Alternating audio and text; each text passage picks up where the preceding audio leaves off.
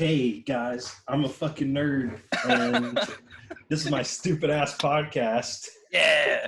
Welcome. And, welcome. Yeah, welcome to Dog's Teeth.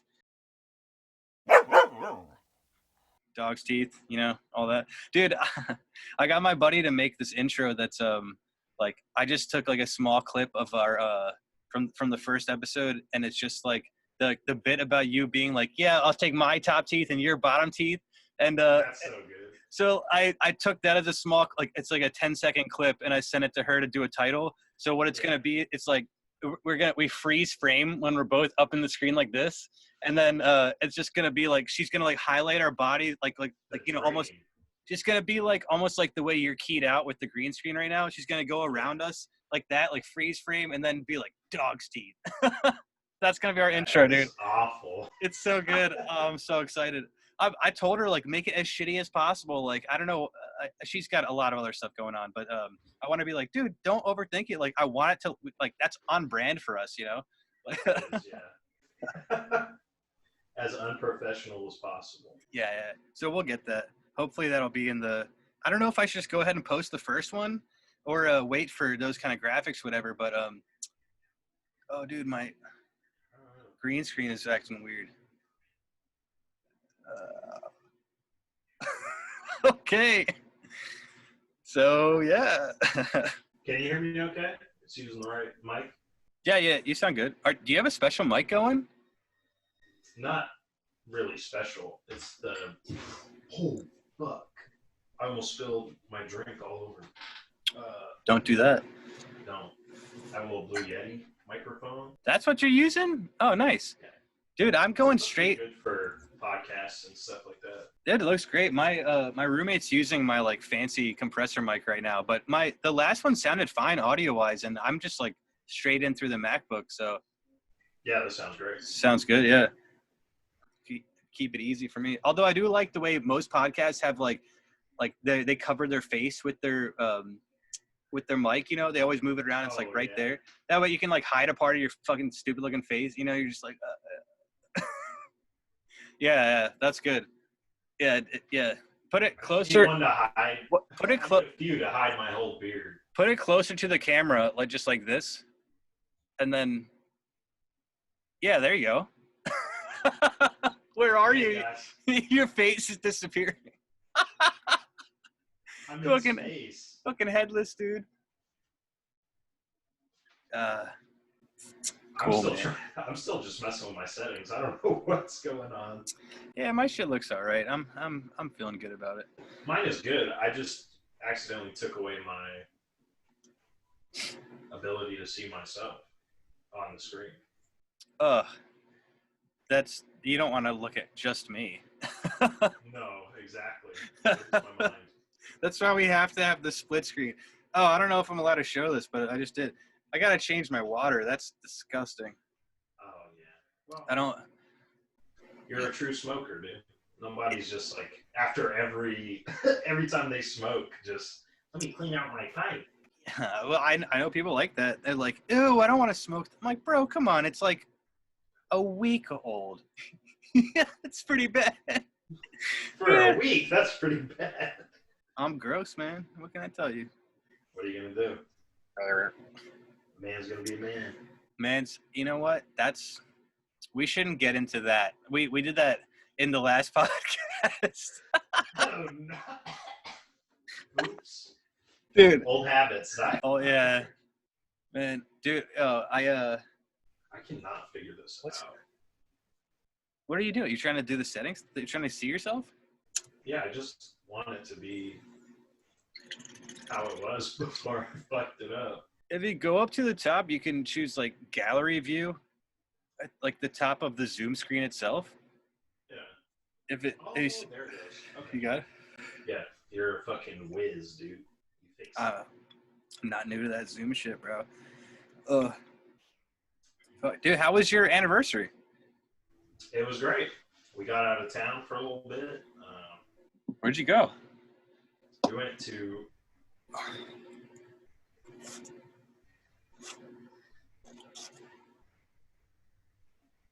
What? What's happening? Did you stop? I can't expose where we went to. Oh, okay. That's fair. Yeah. It's But it's in Washington, right? Did you leave the state? in Washington. Oh, okay. Did not leave the state. But we had a great time. That's good. Like, can you tell me anything about what you did? Like, was there a beach? Yes. Did you go in? Oh, okay. We saw the beach. We went to Okay. Ocean Shores for Okay. a good portion. Okay. Nice little romantic hotel room going. You know, Nice. Yeah. The boys, yeah. Okay. It was a good time. That's good. Did she enjoy herself? She did. She had That's a great good. time. It was a good That's time. good. So what is that? 2 years for you guys? Is that it? Yeah. Okay. Our anniversary. Cool, man. Got it. When you got popped the question, man. When the time is right. Dude, I get you. Me? And when I'm too broke. I'll tell people that, and they're like, "Nah, just go for it. Get her a little fucking like 25-cent ring, dude. It's all about love." Fuck that.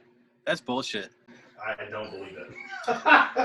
Because you know what? Here's the thing about that shit is like, it is about love. You should be with the girl who will take that 25-cent ring and love you and all that stuff. And I'm sure you guys have that kind of relationship, but that's not doing her justice. Like, I'm not saying go out and spend I'm not saying they say, what is it like 3 months salary you're supposed to spend on it's some weird rule like that. Some like arbitrary rule they made up, but like, don't value your relationship with her based on how expensive the ring is, but get her something that, like, you know, a 25-cent, you know, out of the Cracker Jack box ring, you know, is fucking. It's not gonna come.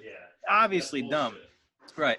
Like for my ex, she really liked mood rings, and I got her this like silver. Like she picked it out. I'm like, you know what you like, you pick it out, whatever. And obviously we didn't work out, but like, it was like, I don't know, 200, 250 or something. And I thought that was, at the time, I was broke as fuck. Like 250 is a lot to spend on jewelry, dude. Like that's on a ring. Like that's a lot of money to me. Like, cause I'm a fucking dork about that. But to her, it was still like a level of worth to it. And it's something she wanted. She picked it out and like, it was her style, whatever. You know, I didn't get to like give it to her in the way it was supposed to be given, you know? In like a cool romantic. Yeah, that was kind of like, oh, well, you're leaving, so here, I got this for you. I never got to give it to you. That's how it happened. Yeah, it happened. Yeah, sucked. Damn. Anyway, so yeah, that's an interesting topic because like those people are they're right to say like give that 25-cent ring, you know, it's about love. The sentiment is right, yeah, but don't do her like that. You gotta do her right. No, I can't do that. Yeah, it's not my style. I want to be special in all the ways. Not for sure. Fucking rinky dinky put together. So. 100%. Yeah. Yeah. It's coming when the time's right. You're doing it. Yeah. Yeah. Take 20 years if you have to, man. Like. True. I'm sure she'd love that. She would love that. She's like, no, the later the better. Like, can we make it 30 years? Yeah, come on. Like, what's the rush? And we're at the point in time in our lives where like her whole Facebook list every day is like, I'm married. I just had 10 kids. And she's like, oh, that must be nice. Just like looking at me through like seething, like, oh. Yeah. You're trying to be responsible. No, she gets it. She's not trying to rush into anything either. That's good, man.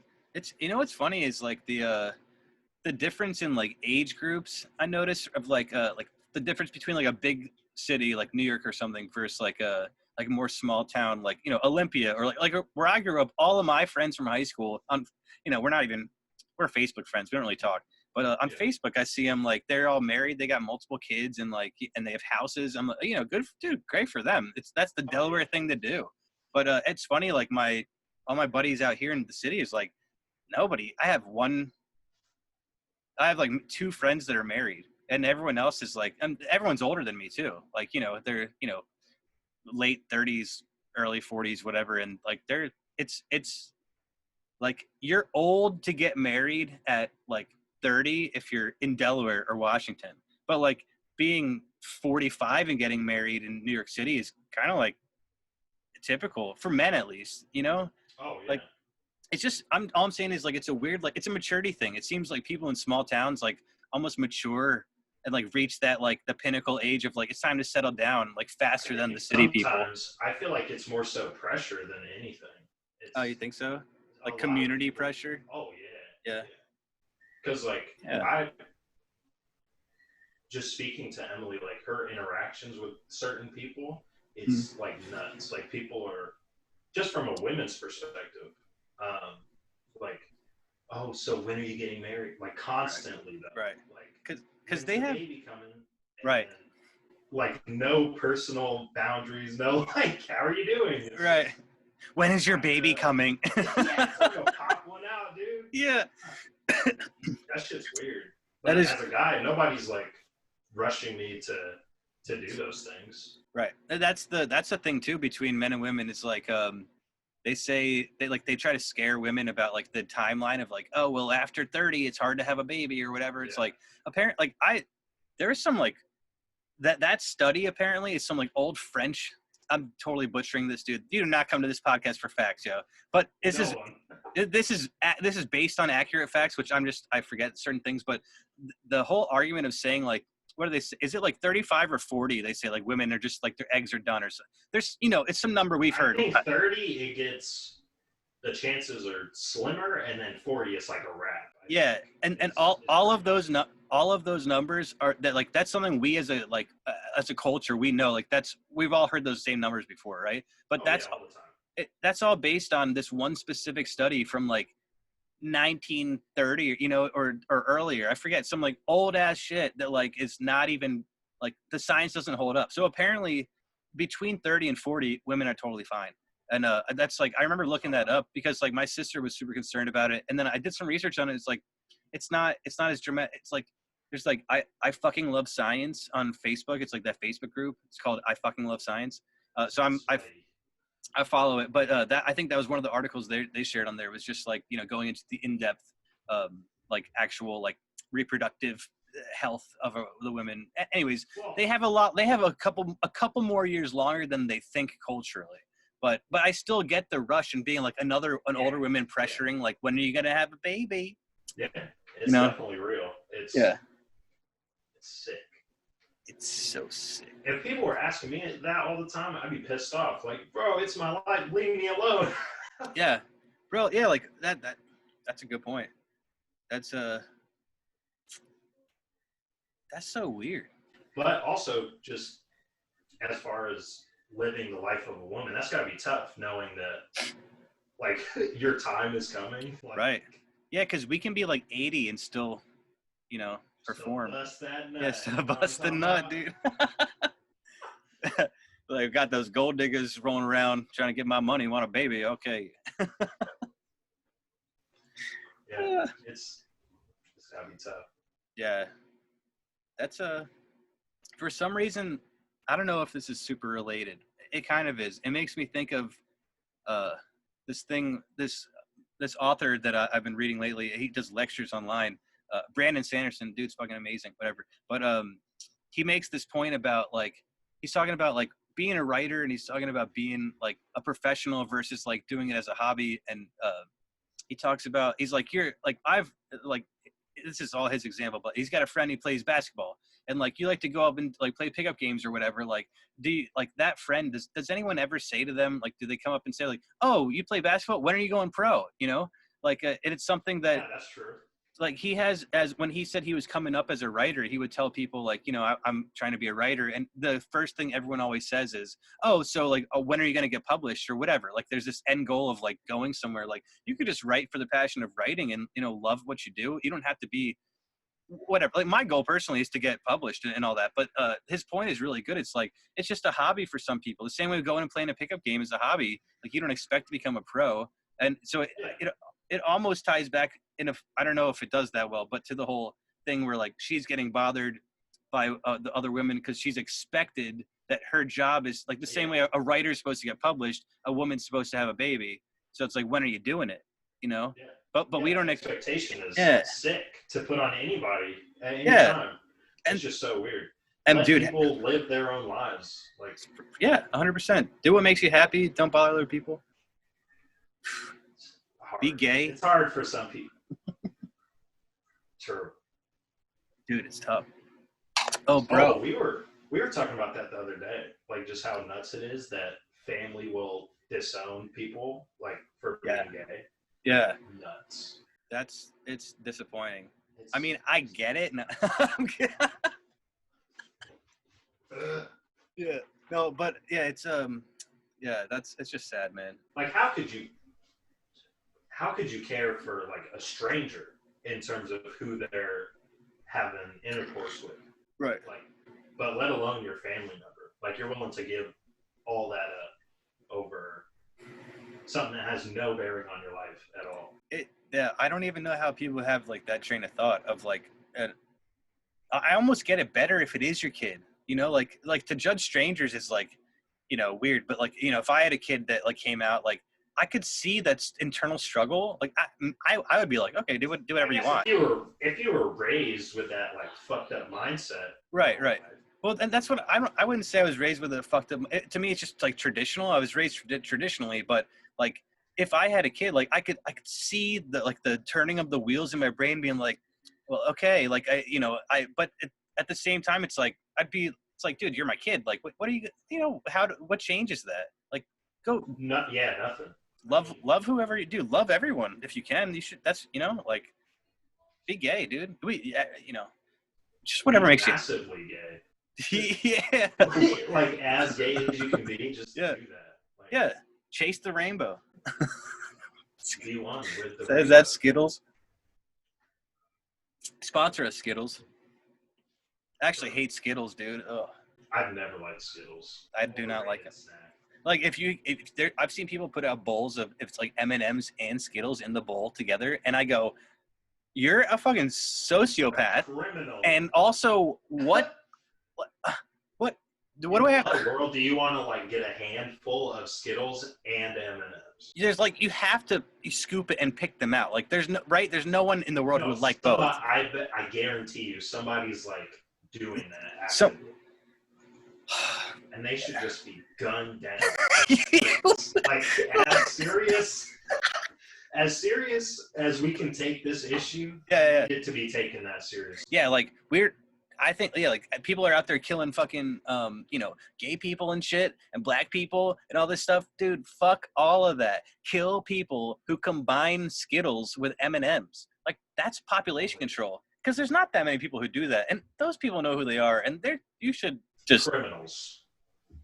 Sociopathic criminals, absolutely. It's a problem. Speaking of criminals, dude, check this shit out. Will my thing reach? Wait, speaking of criminals. Oh yeah, that was a really bad setup for this. That is a horrible segue for anything. I just bought a hatchet last night. Dude, I ordered it on Amazon. Okay, this is a funny story. Dude. That came from that's the surprising part for me. That came already from Amazon? Yeah, I got Prime, so yeah. My Prime has been ass forever. I had to get rid of it. Bro, okay, so this is a good story. I don't know why I got this actually. Something in my head was like, I don't know. Like I was watching these weird videos of like people like building like houses, like cabins and shit, and like out of sticks, like as you do. That's what YouTube's for, That's what people do. Yeah. And so like I just see these dudes like using all these hatchets, and I'm thinking like, man, that's a freaking handy tool, because it's a hammer on the back, and then you guys like this thing, like you could like seriously, I can chop up wood and like people if I have to, whatever. If you have to.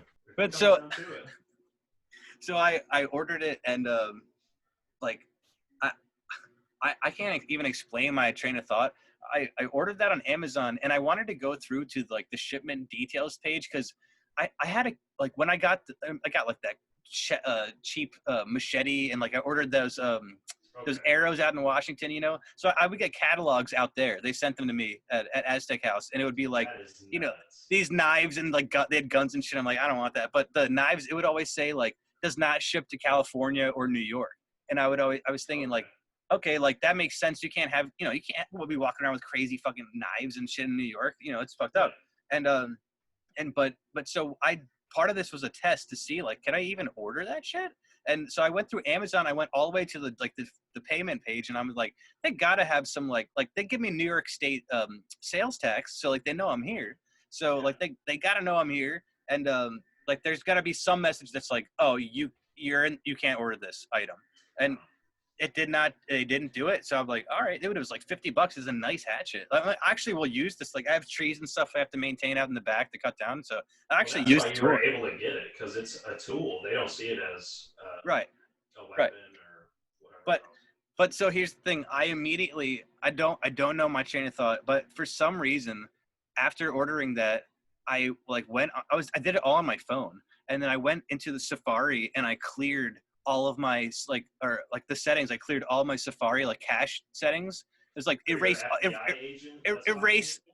all history, all data, whatever. And now I can't even I had tabs open that I wanted to like continue reading. It was like articles and shit. So I lost all that stuff. Dog's teeth. But then I did that, and then like I just put my phone down, and I can't tell you why I have no idea why I did that. And then I was like, oh shit, like that looks so suspicious as fuck. Like I just ordered not only I got a hatchet and I got like a sharpening stone, so I can keep it sharp. And so that's all I got is those two things. And then I cleared the history, and then like 15 minutes later, I was like, oh fuck, that looks suspicious as hell. Like, okay, so I went back on Amazon and I just started typing firewood bundle, firewood this. Like, I'm trying to make it look. Been just out of your mind, stoned. I was very stoned. That is hilarious. I just thought like, you got it. Like, it's not for people. Cover your ass. Yeah, I'm not gonna chop up people. It's just for fucking firewood and self-defense if I need it.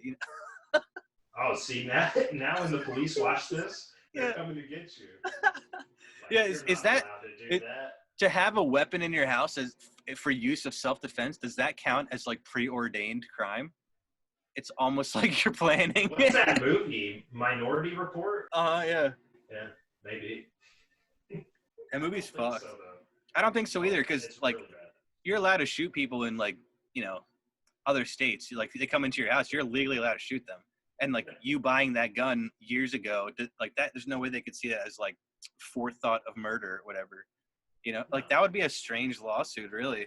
You'd be like, they planned this shit for 5 years, dude. Easiest. I wanted somebody to rob me, like come into my home. You leave your front door. You leave your front door open every night for 6 years. You're like, man, this neighborhood is too nice. Nobody comes in. Somebody come in. Someone. You put up a sign. There's like the System of a Down came out years ago with that album. It's like the title like Steal This Album. You put on your front door, it's like, rob my house. Rob my house. Doors unlocked. Yeah. You make them like a sheet of brownies as soon as they bust in the door. They love it. And then you just cling one to the dome. Vegan brownies. Not vegan. Oh, yeah, you gotta. Vegan people don't break into houses. It's the last meal they're gonna have. And you want to give them some fucking vegan filth. No. That's fair. Yeah, you want them to eat well. Give them some, like, roasted duck or some, No. Some McDonald's. Oh, yeah. Big Mac. At least then it's, like, delicious for them. That's true. McDonald's does but taste they good. might be vegan. So when they bust in the door, right, they see the McDonald's, they're like, no. And then they kill them. Oh, yeah. Oh. I was going to say, then they leave. You're like, yeah, they kill them. Whatever works, dude. You know what? It's your house. However, it's your McDonald's. That's your Big Mac, dude. There will be another thief. That's true. Right behind them. You have the sign. You have the gun. Oh, It was a double. It was a twofer. It was two of them. It was a McDouble. Back to back. No, the thieves, they're lining up to rob your house.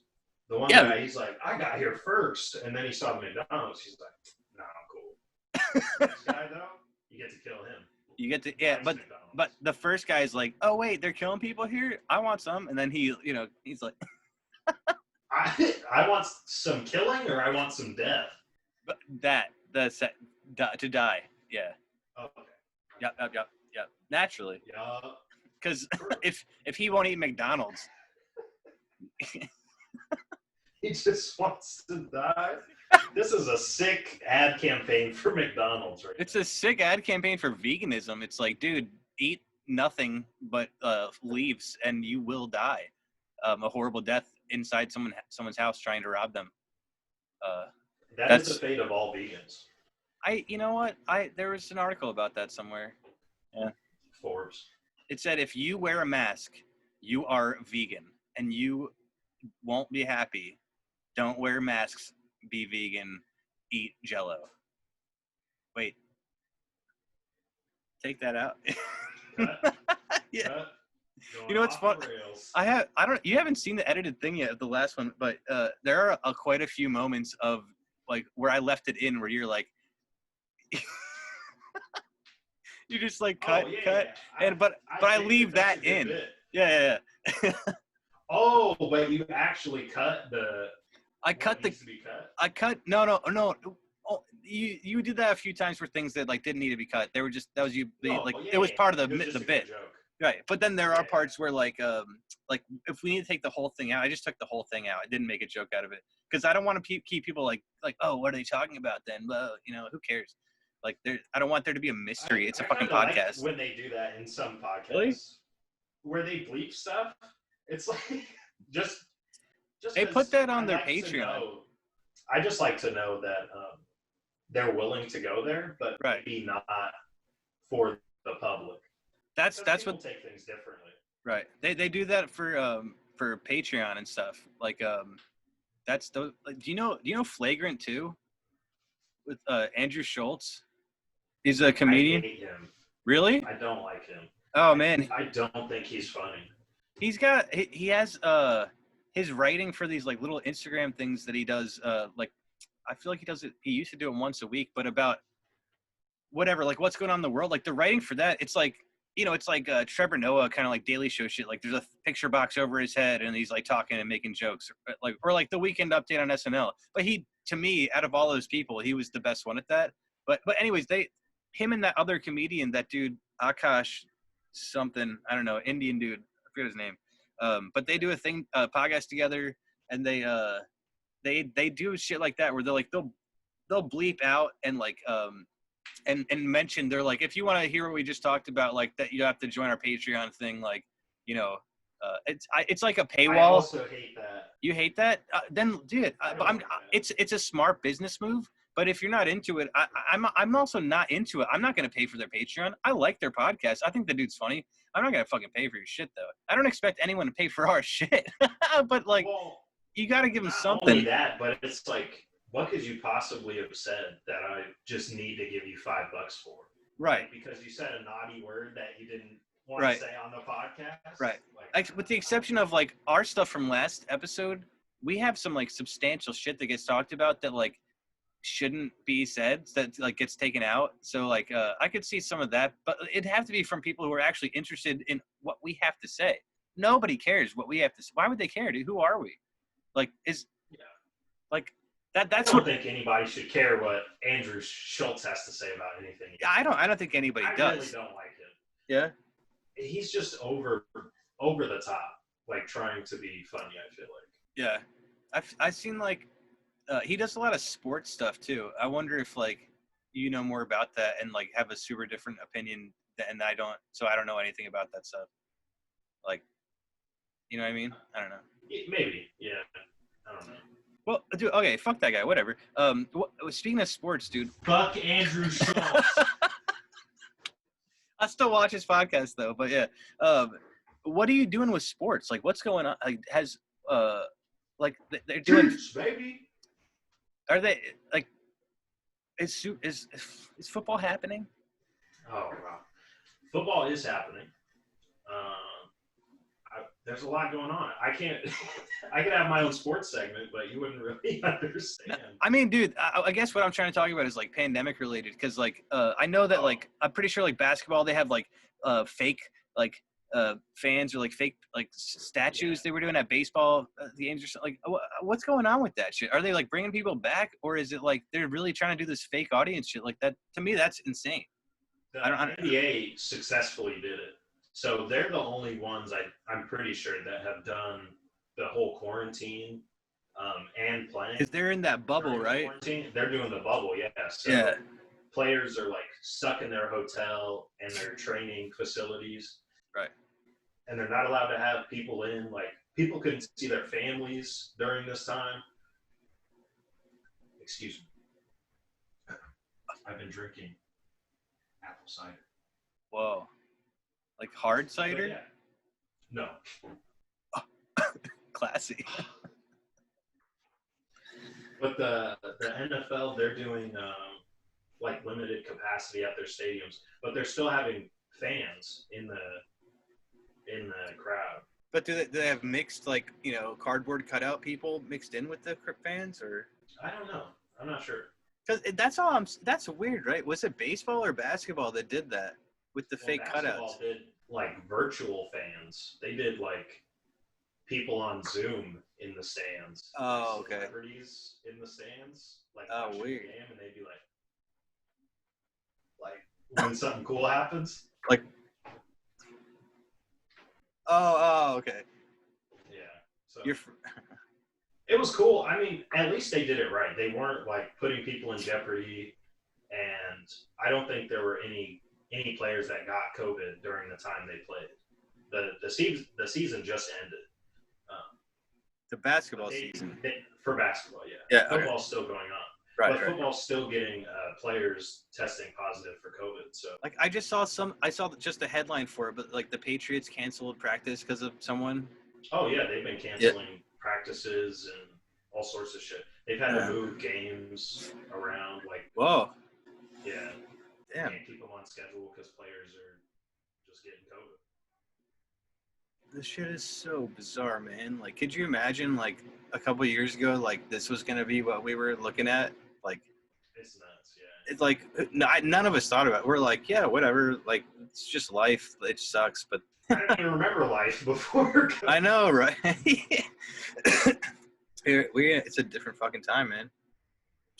Dude, by the way, I watched both of these Democrat, like the Joe Biden town hall and then the Donald Trump. I'm not gonna go into a story about it, but I watched both. I watched the whole thing of both, and it's funny because I got through half of Joe Biden. By the way, this is a handy trick that I don't know if you do, but when I watch like videos on YouTube, I always go to 1.5 or 2 speed on the video, so I can. Yeah, like for music, you can't do it. It's like it really ruins it. But even for songs are better when they're slowed down like that, or they're sped up. That's true. But that takes. It's like an instrumental or something, maybe. Singing, it does weird stuff to the voice, I feel like. Yeah. But still, okay. So I always listen to stuff fast.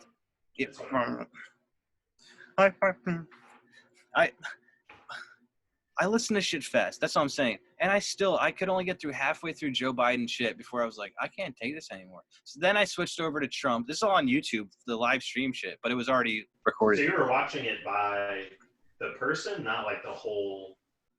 That's how they did it, dude. They didn't do a debate. They each had their own thing at the same time on different networks. It was super dog's teeth. Like they. Was that a recent one? It just like it was 2 days ago or something. Oh, I thought you meant the debate. Right? No, yeah, this was supposed to be their second debate, but Trump didn't want to do a virtual debate because he got sick. So he instead would just go to his own town hall. It was really bizarre. Just thing. Anything to get out of showing how stupid he is. Yeah, he didn't want to debate. And it's funny because so Joe Biden actually sounded fine for the most part. I was pretty impressed. And I listened to shit extra fast, so to me he didn't sound like an tired old man. But apparently that's kind of how he sounded to people who listen to him live. And I switched to Trump. Trump's always, dude, he's fun to watch. Like 100%. It is a nightmare. It's a train wreck. It's like when you're driving down the fucking highway and there's a bad car accident up ahead and everybody's slowed down. There's mad traffic because of that. And what they call rubbernecking, dude, you gotta fucking look. Trump is that car wreck, dude. We have to see what's happening. And it's entertaining, dude. It's entertaining as fuck. And then I went back to Joe Biden's after watching that. Did he actually talk about like any policies? Trump? Yeah. Because also they didn't fucking give him a real. They didn't really have a good chance for the people to ask real questions. Like the best questions that were asked at Trump's town hall were by the public, by the people who came up and asked the questions. But like the first like 25 minutes or something out of the whole hour was like the NBC lady just being like roasting him, basically giving him, you know, being like, I mean, he would not answer her questions because he's always evasive and stuff. But she was kind of, I kind of appreciated that about her. She was pretty tough. She was like, that's, you know, like blah blah blah. Like she was getting him. She's like, well, that's what I just said. So blah blah blah. Like answer this. Yeah. And then like, she was kind of like hounding him, and he just kept, you know, evading. So it doing the almost same shit over and so all of her questions were just like your typical, like that's what NBC's talking points want him to say. It was just trying to paint him in a bad light. Like to have actual people come up and ask him real questions about, like, you know, do you think, like, now that you got sick, like, do you think you would treat the whole mask thing differently? Like looking back on the way you handled it. That's what a lady asked, and Trump was like, no, I've been down for masks since the very beginning. I don't see a problem with masks. And it was really interesting to see a person, not just the NBC lady, for a person to ask a question a lot of people care about. Like, it's pretty important to wear a mask, and like you have your own president telling you, like, you know, like a few months ago, like it's not such a big deal, whatever, and like he wouldn't wear them. Yeah, he said it was fake. Yeah, and then now he's saying he was always for the mask, and you know, it's bizarre, and he's just to see him lie to a human being. That's not just like some NBC host who like we don't know or we don't care about. It's like, and she could have been an actor too. They all seemed like they were really good at asking their questions. No one was shaking. Like that's what I noticed, that like when I read a thing, if I have like you know, like Domino's branding, if I'm like reading a thing, I'm like, my paper shakes, dude. Like I don't know, I can't control it. It's like adrenaline. And well, Trump has been in front of a camera like for more than half of his life, I feel like. No, but I'm talking about the people who came up and asked these questions. Oh, I get you. Yeah, this is like a town hall. And they're cool as a cucumber, dude. No one's like, excuse me, Mr. Trump, is this? And I would just sweating and yeah, dude. And I would expect that way more. That's just a weird observation of mine, because I used to be a performer, dude. Like I get up there and sing in front of people, play guitar in front of people, and like to think about getting up and talking in front of people, dude, that scares the shit out of me. Well, people really do that though. They'll go to like their local town halls and voice their complaints about shit. Like people have experience with doing that, I feel like. If you're at a like presidential debate or a whatever the fuck they're talking about, like you probably have experience with that. You're probably not like, ooh, I don't know how to read. Like, you definitely at least care about it, you know? Like yeah. You're trying to get an answer to your it's like a 5-word question. I mean, how do you feel about climate change? And then they go back to their seat. Is that how it goes, or is it more in depth? No, it's pretty much like that's good. Yeah, I feel like that almost exact question happened. That was weird. Like, what are you gonna do about climate change? He said something, dude. I don't know. We're just whatever. We're just talking. Who cares? I'm pretty sure he said. Like I You're watched trying to be more accurate. Like, trying to remember exactly. Yeah, because I watched it. Like I watched it, so I know what he said, but I won't quote it exactly. But he was talking about the NBC lady, Savannah something. She asked him, I don't know, Savannah Guthrie, I don't know her fucking name. She asked him the question about climate change and about how it, like something to do with the new Supreme Court justice, this Amy Coney Barrett lady that he is nominating for the Supreme Court thing, whatever. Okay. And he went on this rant about like, I don't want to say my feelings on climate. Like she basically asked him like to say like if he believed in climate change or not, and he's like, I don't want to say whether or not I do, right? He's like, I know how I feel about it. I've made my decision on it, but I'm not going to say now because I'm worried that would like influence her, and like he wants her to be open and unbiased, and like therefore, like I was like, what? He's just trying to dumb. He's just dumb. It's so I really tried. He's trying his hardest to not say his opinion on it because he wants those voters that she goes, he finally denounced white supremacy. He actually said the words. He said, I denounce white supremacy. He said that shit.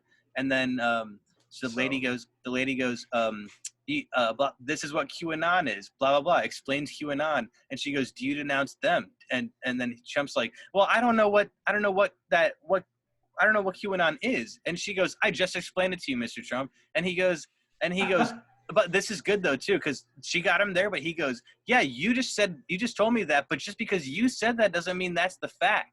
And I was like, okay. That's good on him. That's good on him. Yeah, right. I'm not mad at that response. You have to be able to give this guy credit. When he earns it, he earns it. And that's But that was an easy move. I feel like I would have made that move. You would have, and anyone would have been like, good troll. Like, that's all I'm saying though, is like none of us like him, dude. I'm gonna vote for Joe Biden, that whole thing. I don't want to, but fuck it, I'm gonna have to do. And then but that's my thing, is like, we can't, this whole like painting him as like a Nazi and like all that stuff is like, you have to be able to see when he does something right, or else it just diminishes all the times when he performs so negatively, where you can actually be like, this guy is fucking dangerous and he's an idiot. You know what I mean? But like, there are times I really feel like it discredits you should be able to savor. Okay. You should be able to savor. Be unbiased. You can't just shit on him all the time, is what you're saying.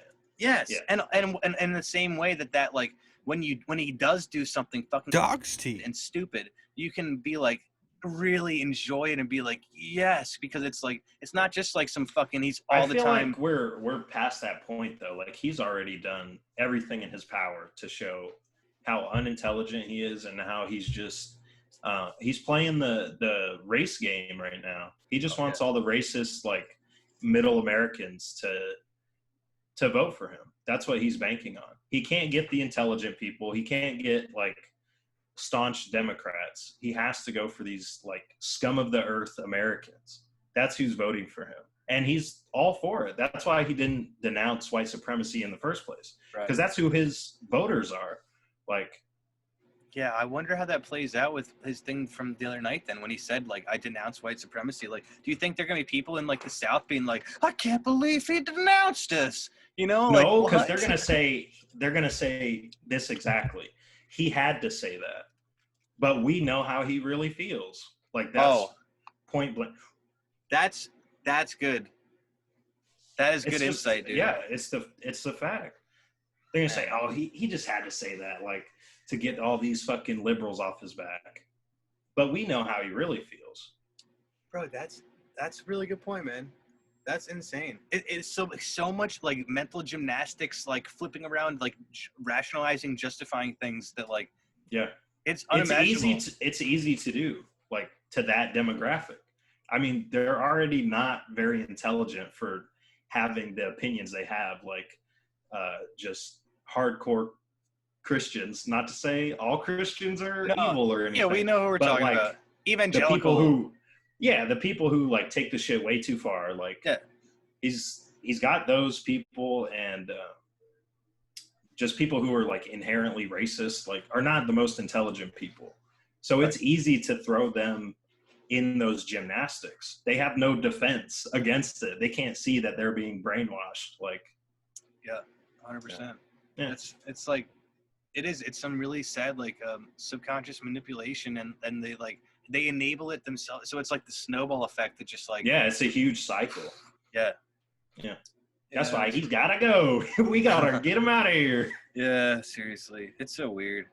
And normally, like, dude, once like Bernie Sanders, once he's out of the picture, I'm like fucking done with politics. I was pretty out of it too. I don't care anymore. Like, if he lost naturally, that's cool. Like, whatever. Yeah. Next time, or next person with similar ideals, but they just scummed him out of it. Yeah, like, they did him wrong both times, and it's the world would likely look very different right now. If like, there could still be COVID, but Bernie Sanders for the last 4 years, I mean, dude, it's crazy. But anyways, they ever since they snubbed him like that, both times, I'm just like, both times I completely fall off politically. But this year I kind of stayed on a little bit more, just because that same thing, that rubbernecking, dude. I wanted to watch the train wreck. I said back in March, like, I was like, if Biden pulls ahead and like Bernie, because that's what they were looking to do, like, Buttigieg dropped out, Klobuchar dropped out, they were ahead of Biden, and they dropped out. When have you ever seen anyone in a race drop out to endorse the guy behind you?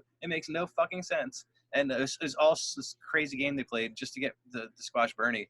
And so they, once that happened, I was like, all right, bro, I can't wait to see Biden and Trump in a fucking debate. I was so stoked. And that last one, dude, looking back, I watched the vice presidential debate that came afterwards, man. That was so tame.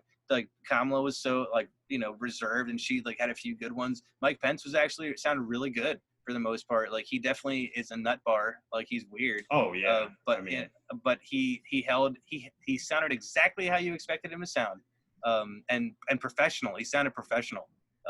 He sounded presidential, I will say. And there was a fly that landed on his head for a while. Like, I thought that was a huge meme. It was a big meme. Like, when that happened, I literally filmed it myself. I was like, has no one seen this? Like, how is this not a meme already? Like, people loved it. Yeah, people were into it. It was like 2 minutes and 3 seconds it was on his head or something. It's amazing. Yeah, they timed it. Yeah. So it's funny that's like the big takeaway. Because I know all about the fly that. But you don't know about the policy shit they talked about. Anything they talked about, bro. Not that's a single thing. That's the problem with our culture, dude. And so whatever. You know what? They didn't even really talk about anything important, anyways. They asked important questions about Biden's age and stuff. Like, is Kamala ready to take over if Biden can't be there? Same with Pence. They're younger than the other guy. And she just completely avoids the question. To me, that's a fair question to ask. And anyways, is it recency bias? I don't mean to interrupt. Is it recency bias? But it may be recency bias. But when Obama was running against Romney and McCain, did they actually have to talk about stuff? They did, right? It wasn't just you're evil, you're bad. Oh no, dude! They actually brought up policies and stuff like that. Yeah, 100%. Even for sure in the later years, it got to be more there is a lot more of those and you do this and you do that. But they talked about actual policy shit. Like Mitt Romney is a smart man. Barack Obama is a very well spoken smart man. John just McCain, gotta miss it. Dude, John McCain was a fucking war hero and a really, really well-spoken politician. He worked across the board. He worked with Democrats. John McCain was a good guy too. Spoke well. George Bush didn't speak very well, but I still feel like it was policy based. Because George Bush would be John Kerry wants to take this and make you spend all your taxes on this and whatever. I can't. That's the worst George Bush. But he was he wants to take your taxes and that's policy, whether you agree with it or not. It's not just interrupting. At least it's and focused bullshit, in on. There's a fly on your head. Whatever. Yeah. But dude, this watching the vice after the Trump thing last week or whenever it was, and the vice president, I was sitting there. I'm like, actually, I might be maybe give us a 5-minute interlude with Trump. Just to spice it up a little bit. Have him be no, that's not the right question. Snooze fest. Yeah, it was so boring, dude. And Trump, really, it is that debate was hard to watch. He was annoying as fuck. But after watching the vice presidential debate, something in me was I want some of that fucking energy, though. I can't explain it. He is a nightmare, dude. He sounds so stupid, but there's something about watching him crash and burn, dude. It's that rubberneck and shit, man. I want to see It's entertaining. It really is, an entertaining failure. He's one of the few people that I want to fail, that I root for to fail. And I feel a lot of people agree with me on that. But it's a sad thing. I would never wish that. I'm dude, your friend comes home and they're someone you try out for a team or something, and in high school and they don't get the team or whatever, and they're and you're just down, and then you just I'm so fucking happy that you who does that? You grab him by the shoulder. I'm so happy you failed.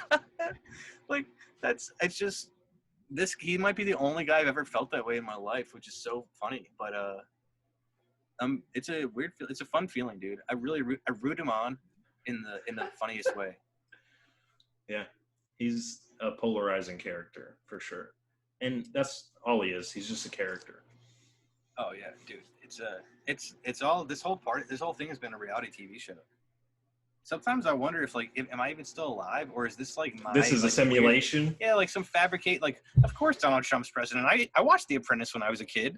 I still see him on things, and I'm appalled. I'm wait, Like, that's not real. Yeah, he's in like WWE and shit. Like, what the fuck? That's, This guy. Yeah, I'll be right Oh, You're all alone.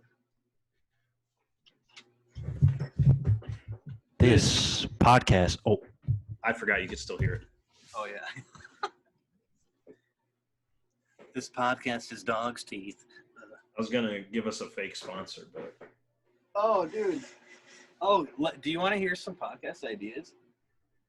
yeah, live on the podcast. Yeah. Well, we can cut them out if we want them to be mysterious and whatever.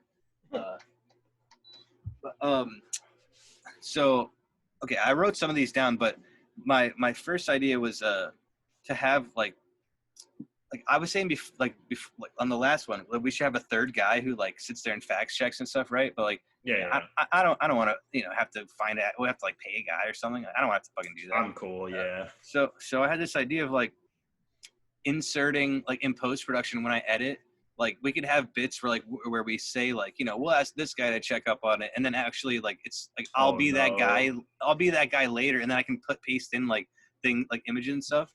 But I feel like we should. You even said it in a joke in the last one. You were like, we should like this guy like he should talk down to us. Like the third guy, it's like this is his podcast. Yeah. And so let's call him like the Ruler Supreme, and we'll be like, let's check in with Ruler Supreme, and then he's like, he's like, you guys are fucking dog shit, dude. You're telling these stories, and he's got a brown paper bag over his head. It's just me with a brown paper bag and a hood up over it. With eyes and whatever. This is great for the production quality we're going for. Exactly. And it's just the Supreme, and and it's a freeze frame. I don't have to act. It's like, anonymous kind of thing. Like you don't have to move the lips. Being called the Supreme with a hood on your head is not a good look. It's Ruler Supreme. It's but it's still close. All right. Well, let's I'll pick one word, you pick the other, and then we'll shape the name out of that. But it can be like, I'm not gonna say. We'll figure it out later. Yeah, maybe. But okay. I'm not sure I'm sold on the idea yet. Okay, so because you would pause what we're currently saying, and then record a bit of you figuring out like the actual facts behind what we're saying. No, it would be literally just like putting up on the screen, like putting up like an article that you find in the background, so we could still be us like goofing off. Or so then where would the guy be on the screen? Like in the corner? No, he wouldn't. No, he wouldn't be on the screen. It might be like the occasional cutaway. If we directly let's call him Jamie for now. Like we'll just call him the same name as the dude from Joe Rogan, right? So we'll be oh Jamie, what's up? And we could just cut to like just one different screen of just like this figure. Like it's like that, the anonymous face, like the Guy Fawkes mask, whatever. You can't see that. You can't see the lips move underneath, but like, so it could just be a still frame of like a picture, and then we just cut to that and like have him talk. Basically, it'd be super easy editing. But all I'm saying is like, it's like a thing to like to call back to in a way that like is stupid. I feel like I would rather just do the text, just do like, I don't know what to call it, but like. We are stupid, and then have the actual fact of what we're talking about. Like up in the background. Pop up on the screen. Yeah, we're talking. Yeah, that's a much better way to do it. But the thing is, you're just itching to do the acting for no, this, this cutout. There would be no acting. It's just like a freeze frame. But the thing is, it takes research. Either way, I'm like, that's the thing. I'm like, I still have to like research the actual fact. You're okay with it being goofy and looking like shit, but the moment it turns into research, it's like, nah, we got to can the idea. I mean, it sounds like a lot, I do have, I had like names. Next idea. We could do names for segments. So like we could do like, I called one like behind the memes. So like if we want to go in depth of like, inside joke or something, just explore, or just memes themselves, but also just like, whatever. And then also I have like serious moment, which would be like, when we talk about like, it's just like it plays like real somber music. Yeah. We're like, oh no, I can't make something up, but you get the idea. My dog is talented. I wish she could go to a better school, but I can't afford it for her. There's just a violin playing in the background. Oh man. And then also add a meme of the week. That could just be us like picking up like cool stuff, I think. I'm into it. Oh, but here's the best one, dude. And I want to coin this term because I've never heard it before, but I like it. ASM articles, which is spelled ASM articles. And it's just us. We read certain articles, like, whisper. And we're just like, okay, this is from the New York Times. It's fucking dumb as shit. Let's read this fucking. I'm not mad at that one. Yeah, okay. Yeah. All right, cool. It could be a little quick something. Yeah, very quick. We're not but like then doing we an talk about ASMR it. segment, dude. Yeah. It's literally the title of the article, and then we actually talk about it. Yeah. Oh, yeah, dude. Yeah, don't read the whole article. Yeah, dude. Yeah. Deforestation is ravaging the country. If we don't stop soon, it's a big L for the country. I don't know. Shit's fucked up. There's fire all over California. I can smell it. You can smell it. Can you, dude? Is it bad there? No, it's already over for us. There's rain. It's fucking shitty out. It's still like going out in California though, right? I don't know. I don't keep up. You don't watch any. What do you? I hope it's not like thoughts out to all the Californians out there, but I haven't kept up with it. What do you like to do with with fire? Yes. What do you burn? What are you gonna say?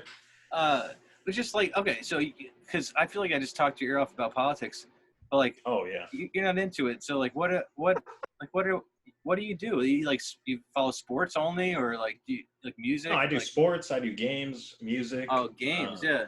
Yeah, I just can't. How do we merge our worlds? Well, I mean, I'm not good at just talking like about my interests. Right. If there's no feedback, I could be like, yeah, the Chiefs are doing really good right now.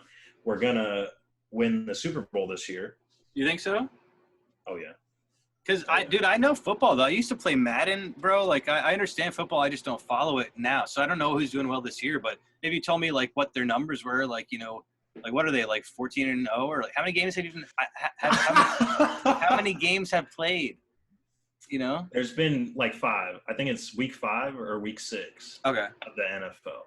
The Chiefs are 4-1. We just lost to division rival Raiders, who are fucking ass. Okay. Horrible team. Okay. But they beat us. And we're going to win the Super Bowl. We just signed a very good player, Le'Veon Bell, at running back.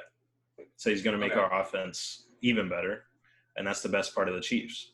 People can't stop us on offense. Okay. But defense not too hot. No. Historically, not very good. It's gotten a lot better. If it didn't get better, we wouldn't have won the championship last year. But they made it? Oh, okay. Yeah, we actually won last year. So that's why I'm repping.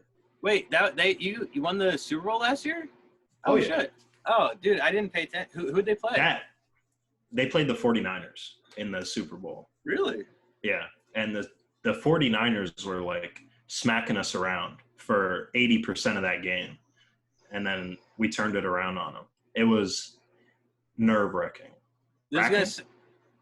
Nerve-wracking, yeah. What was the score? Me no good English. What? What was the score? Final it score. Was 31-20, something like that. Okay. I don't remember exactly.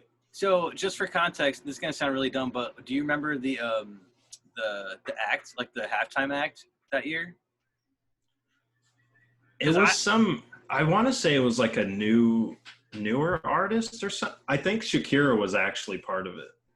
Call back to first episode. Oh, yeah. I edited that out. Oh. The Shakira never mind. Part. No. Sorry. You have to get it on our Patreon. Yeah. Oh, yeah. PayPal, Cash App. You get to hear the exclusive Shakira unedited conversation. Yeah. Ooh. Yeah. I think at least. Oh, that might be bad too if it's not Shakira. No, it was because that's like I didn't watch it, but I remember people talking about Shakira. So I'm pretty sure it was last year. Yeah. I'm bad Yeah, about it that. was. It was mixed in with like a newer artist too. I think it was a halftime show. I don't usually care. That's like grab a beer time or take a piss for me. Right, for sure. Yeah. Yeah. Especially my team was playing and we were fucking losing. I'm like, I don't want to watch none of this shit. Like, I was just, you get angry when your team's just getting whooped on like that. For sure, dude. Yeah. You ever watch Walking Dead? No. I just brought that up because I've never been a big sports guy, but like there's definitely like there's a couple seasons of that show where like shit starts to go real bad for the main characters, and you just watch. It's like watching your favorite team like just get like stomped, dude. I feel and that. Yeah. it's like, oh god, it's so hard to watch. So I can It's like totally get it. when Jon Snow just had to go live in hell or something. Right, dude. Yeah. At the end of the show, he had to live in the north. Was that the thing? Yeah. But he wanted to be there, so that was okay. But you get what you're saying. They're like, we'll give you the fuck end of the stick, you know? Yeah, you're the best character. You've done everything right, but just go live with the fucking hillbillies up north. Dude. Yeah, that show fucking. That's bullshit, dude. I think my biggest gripe was how they did Jamie in the end. Like, just got rid of all his development. They were just like, no, you're back to square one. All of your whole arc was useless. That was so dog shit, and they killed him in the dumbest fucking way. And Cersei too, the dumbest fucking way. Yeah, they just fell under rocks. Yeah, man. Like so anticlimactic. Bro, it was so bad. Like even the actress, like the one who played, like Lena Headey, who played Cersei, was like, she said immediately in the earliest interview after that, she's like, look, I begged them, like I wished I could have ended a different way. Like if she was not happy with it. And dude, George R.R. Martin was saying, like, he said in a couple-year-old interview, he was like, dude, HBO would have taken this for like 12, maybe 13 seasons. Like they were into it. And he was like, if you've ever read my books, which I've read all of them. He's like, then there's a lot going on. There's like plenty to go through. Yeah, there's way more that's not even mentioned in the show. And so it's like there's a lot of, they could have definitely filled those things. And these guys skipped ahead. It was David Benioff and D.B. Weiss. They skipped ahead because they got a promise to do the next trilogy of Star Wars, right? Yeah. And then it fell through. Dude, I think as soon as Game of Thrones flopped, they were like, "You're fired, bro." That was so bad. If you didn't turn your back on Game of Thrones, like, man, it was such a bad business decision for them. But now they got like some fancy deal for a new Netflix show for like $200 million or something. So and they're still doing well. They're still they doing fucked well. over Game of Thrones, and they're just fine. Still doing it. Yeah, it's annoying as hell, dude. I mean, they got to be good to a certain extent. I mean, they might have fucked over one of our favorite shows, but for the time that we liked it, they were still responsible for it. Got to give them some kind of kudos. I don't know, man, because I when I was like rewatching the last season, I paid attention to the opening sequence and seeing who's the writer for each episode, and like the first. So what is it? There's 6 episodes in the last season. The first 2 episodes are written by different people, and those are the best 2 episodes in the whole season. Of that season, yeah. And then the last 4 were all written by Dan and DB, whatever, D&D they call them. So those are the least, like the most poorly written ones, and apparently that goes back to season 7 too. I think they just. And I'm studying writing, dude. Like, they probably phoned it in at the end. It's not like they had just found out they were doing Star Wars. I'm sure that was in play for a while. They were like, fuck Game of Thrones the whole time. What are they gonna have a ghostwriter? And like, because I mean, they took the credit for the episode for writing it. So, but I get what you're saying. Well, no, but I'm saying they're just like winging it. They're like, we already know this is done. Like, let's just get it over with. I'm sure that's exactly how they saw the last season, at least. That's so annoying because it's just like completely dumping on all your fans who like made you what you are. Oh yeah, dude. Yeah, that's bullshit. Because that show was a sad ending for that show. It was very good, and you know that's what I was gonna say about the 13 season thing is like that ending. They could have had that exact ending at the end, like Bran becomes king, which is controversial. Daenerys kills everyone, which is controversial. And Jon Snow goes back to the north, is controversial. They could have had all those things play out. If they had just like developed it a little bit longer, if it made more sense, it would have made sense. Daenerys going crazy makes sense. Bran becoming king doesn't really make sense, but it could have if they put like more things in there that we're like that we just don't know about. They could have made it like Jon Snow going back, like all that stuff. Like it could have made it really make sense. And apparently HBO would have wanted that, but these guys just ripped it off. Like, bro, come on. They fucked it up. It's hard to even go back and rewatch. It makes me sad. No, I haven't even tried. Yeah.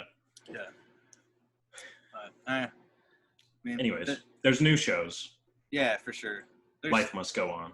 By the way, I saw it's on Netflix. It's called so I'll preface this with like I was trying to tell my friends about this to watch this, but I was like, oh, I looked it up on Rotten Tomatoes. It's only got like a 50%. Like it didn't do very well. But okay, good. But so like I feel like that should be out there. But so what is it? It's a Netflix show? It's a Netflix show. It's like 6 or 8 episodes. I forget. It's called The Letter for the King. Okay. And it's kind of like it's like a young adult version of Game of Thrones. There's not all this like raunchy like sex like bad language and stuff. But I won't watch it. Right. No. But the writing I thought was like the acting is a little cheesy, but the writing and the exposition and the plot I thought was really well done. And I'm studying writing, so to me I was like I'm into that. I'm like wondering why I got such a low rating on Rotten Tomatoes. And it's really quick. I think it's 6. It might be 8 episodes, but it's so. It's really only quick. one season so far. Just is that they're planning is on it doing still another going? one. Okay. They're planning on doing another, but they haven't yet. But I was intrigued by it. I actually rewatched it, and I thought it still held up. Like you pick up on things like it was well done. So I like that. Yeah. There's I don't know if it's called The Vikings or just Vikings, but it's on the History Hulu. Channel one. Yeah. It's pretty good. Dude, I like it. With like Ragnar and shit, right? Yeah, I don't remember many of the details. I tried it a while ago, but it was really good for what I saw of it. Yeah. I watched the first like 2 or 3 seasons of that, like way back, like, dude, back probably before we even met, dude. Like, cause like my ex was still there, and like she really liked that show, and I thought it was really good too. And I don't know, for some reason I just stopped watching. It kind of like gets off from like its main. Like it doesn't seem all like cool Viking stuff at like a certain point. They get to be like dealing with all these like Englishmen and stuff, and it seems. I started getting to that point. I think they had just like landed upon a church or something, and they were like, "What the fuck is going on? We gotta rape and kill all these people. This we don't understand. I'm gonna kill these people." I was like, naturally, okay, yeah. Sounds very Viking-ish. Yeah, I feel like then they have like cool ritual like sacrifice kind of things, but it starts to get like it just seemed to get more like medieval as opposed to like Viking level. Like I kind of like that though. If they do cool it well, see. I mean that transition is pretty interesting. I may have stopped because like the new season wasn't out, and like for me, just lately, like I need to. Oh, like, you just want to go need through. To binge it, yeah. And I forget about stuff if I can't just watch. I'm the same way. Yeah. Netflix destroyed us. True. So as a society. Our attention to detail or like our patience, whatever. Like we're. No, that's just the internet in general. Like we don't want to wait for nothing anymore. Dude, no, you can't. Wait. Yeah. What? You just ask me to wait? Excuse me? I don't think you know who you're talking to, so. Listen, I'm a middle-class American. I want my shit when I want it. Give it to me now. Give it. Dude, you know what's really funny to me? Roombas. Okay. People actually buy those. Yeah, do those even work? I don't think so, but people buy them. Like Yeah. It is astonishing to me. You I'm let surprised. a little shit gadget sweep up your home. Like dude, you just set it on the floor. It's like a hamster running around your floor, sucking all the shit up. Yeah, I can't imagine that. True. If it actually did that, there you go. I could see it. Yeah, you can market this shit out of that, bro. The ASBA. But Like That wasn't a good one. That was a bomb. No, it was bad. We're gonna move past it. Yeah. I'm surprised they don't have like that. That you don't sell that at work. The Roomba, like, because like I feel like I see the market. yeah, like we could use one, especially talking to hamsters. Disgusting. Not even that, like, but just like hamsters could ride around on that shit and like, you know what I'm saying? Like, don't you think so? Yeah, if you tape them to the Roomba, that'd be pretty cool. Tape them to. Well, I didn't think you had to tape them, but Jesus Christ. Yeah, okay. Maybe put their wheel on top of the Roomba, so they just run in, and it's like the Roomba's like, oh, I don't know where to. You break the robot's brain. Like, I'm not a Roomba anymore. We'll cut After all this commercial break, we'll come back a little less dumb. Sponsor us. It makes you smarter. I do think it's weird that Roombas exist. I don't know if they work well. Maybe they do if they're selling. I mean, people buy them, but I just can't imagine they work. I think you should buy a Roomba and try it. And test it. And just, return it if it be like, bro, we might get sponsored. Bro, let's get a Roomba. Hey, do you need to clean your room, but you don't, like, fucking want to? Do you want 15% off your next $1,000 Roomba purchase? Put in code DOGSTEETH. DOGSTEETH. Go to Roomba.com/DOGSTEETH for a special, you don't have to do anything. And you can watch it, and it goes like this around the room. That's how you clean your room. What's it called? Zumba? Now it's Zumba. Zumba. It's both. If you buy it with our coupon code, you get to do the Zumba exercises while your Roomba's in the room. And you're doing it on Zoom. Yeah, for sure. Oh, it's the 3. It's the 3-pack. Yeah. Ooh. I like that. Yeah. We are phenomenal. I just want to take some time out to appreciate our podcast. Intelligent. Yeah. Sexy. Yeah. Mature. Yeah. Just driven. Oh, we're killing it, dude. Driven for success. We share insights. We're like the F450. You could tow a tiny house with that shit. Sponsor us. Dude, look at this fucking haircut. Sponsor that. Dude, get the Chiefs to sponsor us, bro. Oh my god. Soon. Yeah. I just gotta make one more calls. win. Yeah, one more win for sure. They're like, of course, Dog's Teeth. Yeah. Sponsor? Do you remember the fucking like? I don't. You remember that shit? What was that? That was the meme. You're just like, you're trying to read a text. You just. Oh no! You don't remember? Maybe. I don't remember the context though. What was just how stupid you would look in front of other people? Yeah, I think it was just like we're making fun of people who are like so absorbed with their phone, and it was like that's the to us it looks like you might as well be like. Okay. Or it's like, oh, let me check the time. Okay. Yeah. I like that. That's a good bit. Yeah. We're intelligent. Hurts. Yeah. We're smacking ourselves with phones. Where can you find this content anywhere else? Nowhere but Dog's Teeth. Dog's Teeth. Maybe Tom Cruise, but he's expensive. He's available. He's a busy man. Yeah. He's like out there holding on to planes right now. He's just, He's got to live under bridges and make you pay the toll. He's got to pay the troll's toll. I want to say that bit from Always Sunny, but I don't. Boy's soul. Boy's soul. Yeah. Boy's soul. What else? Yeah, did I have any other ideas? It's October. Are you getting spooky at all? Any fun horror ideas? Anything? Well, no, not even a little bit.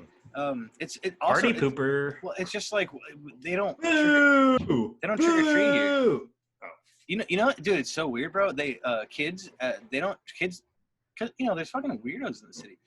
But I never knew this until I lived in New York. But the kids don't go to trick or treat at I mean, they probably won't trick or treat this year because of the pandemic, anyways. But normally, right, they go to delis and bodegas. Like they don't go to apartments, they go to the stores and like they give out candy and whatever.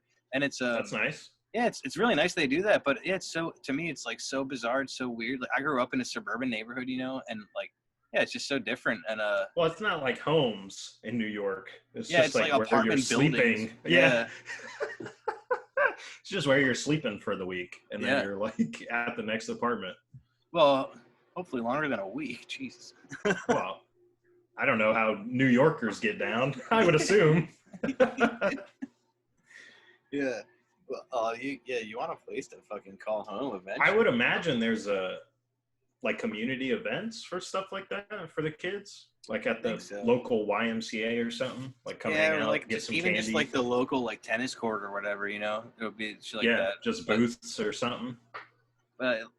Yeah, like. But this year it's got to be the same. This year's gonna. Oh, dude, for sure. Like they try to cancel it in California, actually, like to officially cancel trick or treating, and then like parents people are gonna back. do that shit anyways. Yeah. Yeah. No, like it's funny, like that. They just said this on Joe Rogan the other day, but it's a good point. It was like, they canceled trick or treating in California, and then parents pushed back on it. So, like, okay, so they canceled it because it's unsafe because of COVID. Like you're gonna spread COVID. The premise makes sense, right? It seems ridiculous, but it makes sense. Yeah. And then parents were like, "That's not happening. Like, fuck that." And then they reversed that decision.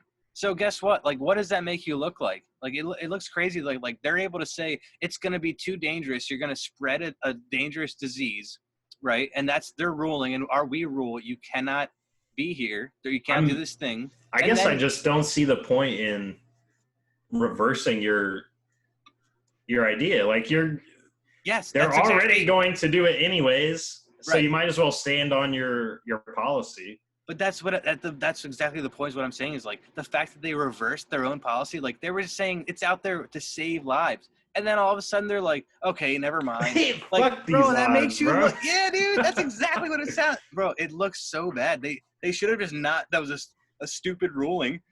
They shouldn't have fucking done it in the first place. But if you're gonna do it, stick to it. I think these people like that are anti-mask and stuff. If you meet them halfway, they'll be more likely to go with some of the policies. If you just come out and say like, if you were to just make a message like, stay safe, you know, don't lick candy and give it to kids. I don't know. Just like, be reasonable. Okay. Yeah, like I think I can manage. Dude, okay, yeah. Just some middle ground. You know, don't tell people they flat out can't do stuff, because that never works. 100%. Yeah, that's why you have drug problems and stuff. Like, you look at like other countries where like they have full like legalization of drugs and like kids don't fuck around the same way because it's not like you can't. There's like there's no stigma. Well, that was like the whole thing behind weed back in the day. I mean, people are still serving time for like weed related charges. Right. Well, it's other people insane. Are becoming billionaires selling that shit. It's disgusting. Insane. Bro, it's so weird. Which I liked, going back to Biden. He admitted that his stance back in the day was like horrible on the whole war on drugs. He was like, yeah, that was a mistake, which I can appreciate. I can too. And I also like, it is interesting to hear that, like I'm from Delaware, he's from there. And I learned recently that all these things he was talking about recently were like, they take the clips and edit it and make him look like he's, like pro segregation or whatever from back in the day. Oh God. Like, yeah. But apparently all of those things were like, it was what the African-American community in Wilmington in the city, it's what they wanted. Like he was voting in their interest. They were voting against their own interest. They should have wanted to integrate more like that. And eventually they would end up doing so. Like this is like, I think like early 80s, I guess. Like, I don't know. I was before I was born. But the fact is like he was on their side. He was on the side of the African Americans, like doing what they wanted. And because that's, you know, a politician is for their people, right? So he was for his people, and in a way, I really respect that. I do not like Joe Biden. I'm so mad at what they did to Bernie Sanders and all that. Yeah, I can't say that enough. Yeah. But the fact that. Sorry, I keep cutting you off. No, I just appreciate that he's willing to go back against some of the things he's made mistakes on. Yeah. And And compared to Trump, he's just such a normal politician. Totally. It's like, it's refreshing. Even though he's not the greatest guy.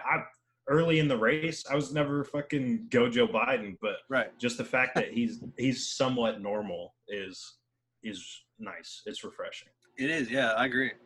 It's dude, the sniffing the little girl's hair, that I hate it. I mean, I know all the Republicans, that's like their go-to. They're like, oh, he's a fucking pedo.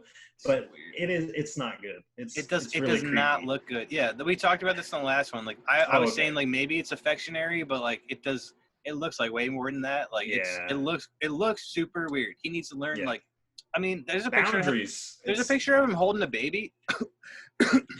I gotta. And he's sniffing the baby. No, it's probably like a 2-year-old. Like my nephews too. Like when I pick him up, you just like, I don't know if you held a lot of kids or babies, whatever, but like there's a certain way to hold a little kid like that, right? Like this, by the leg. Yeah, you dangle him out a window, dude. Yeah. Out a 3-story window, you're like, get fucked, nerd. Yeah. I just thought that's how you did it. I don't know. The point is, you hold them like this, like under their butt, and on their back, you hold, Right. Yeah. And so this guy, but there's a picture of Biden holding this like little girl, and he's like holding her like right in the middle here. So like this? Yeah, dude, he's holding her like from here. Why do you keep doing that?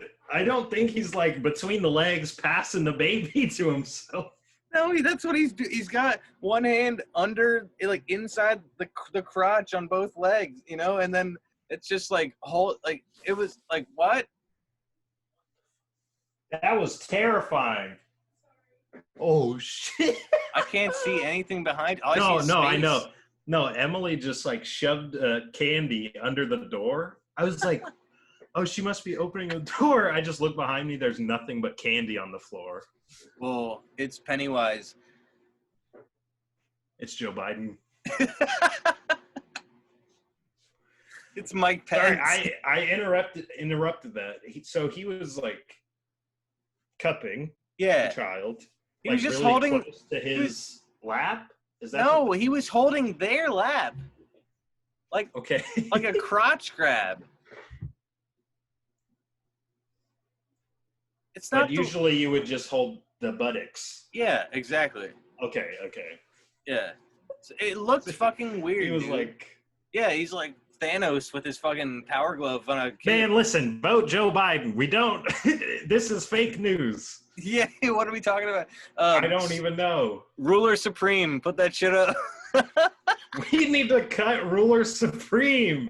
That is not good terminology. I don't like that. Dude, it sounds like a fucking chicken sandwich. Like, yeah, I'll take that chicken Ruler Supreme. Okay. Yeah, I'm not mad at that. To me, it's like the fucking KKK Wizard Supreme. I don't like that. That's not good. That's what they call them? Where's our fact checker? We need a fact checker. Okay. Chicken Ruler Supreme. Chicken Ruler Supreme. Okay. It's just a big burrito. We just have a big burrito dressed up with sunglasses, and it talks to us, and that's our fact checker. I don't like that. That is not good. Okay, you fact check. I need to go pee and get a beer. And what? Like, I'm not doing podcast work while you take a break. All right. Nerd. Okay. Do you have? Okay. I will stop the research on the supremacist. We'll take a break. Okay. I'll be right back.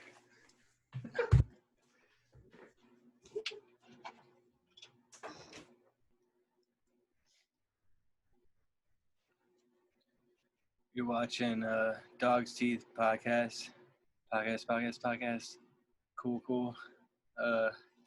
It's J-Bone with Dwayne Chill. He's stepped out for the moment, but we'll be right back. And we'll get right back to that quality, once-in-a-lifetime Dog's Teeth podcast just for you. Okay. Thanks for watching and listening. Thanks for being a person. Stay cool.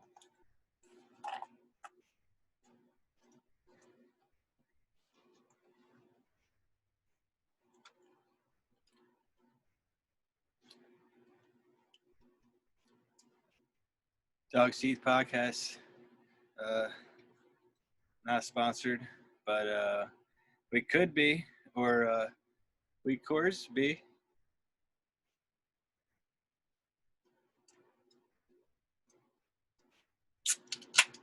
Yeah. What's up? What's up to all the people out there living your life? Cheers.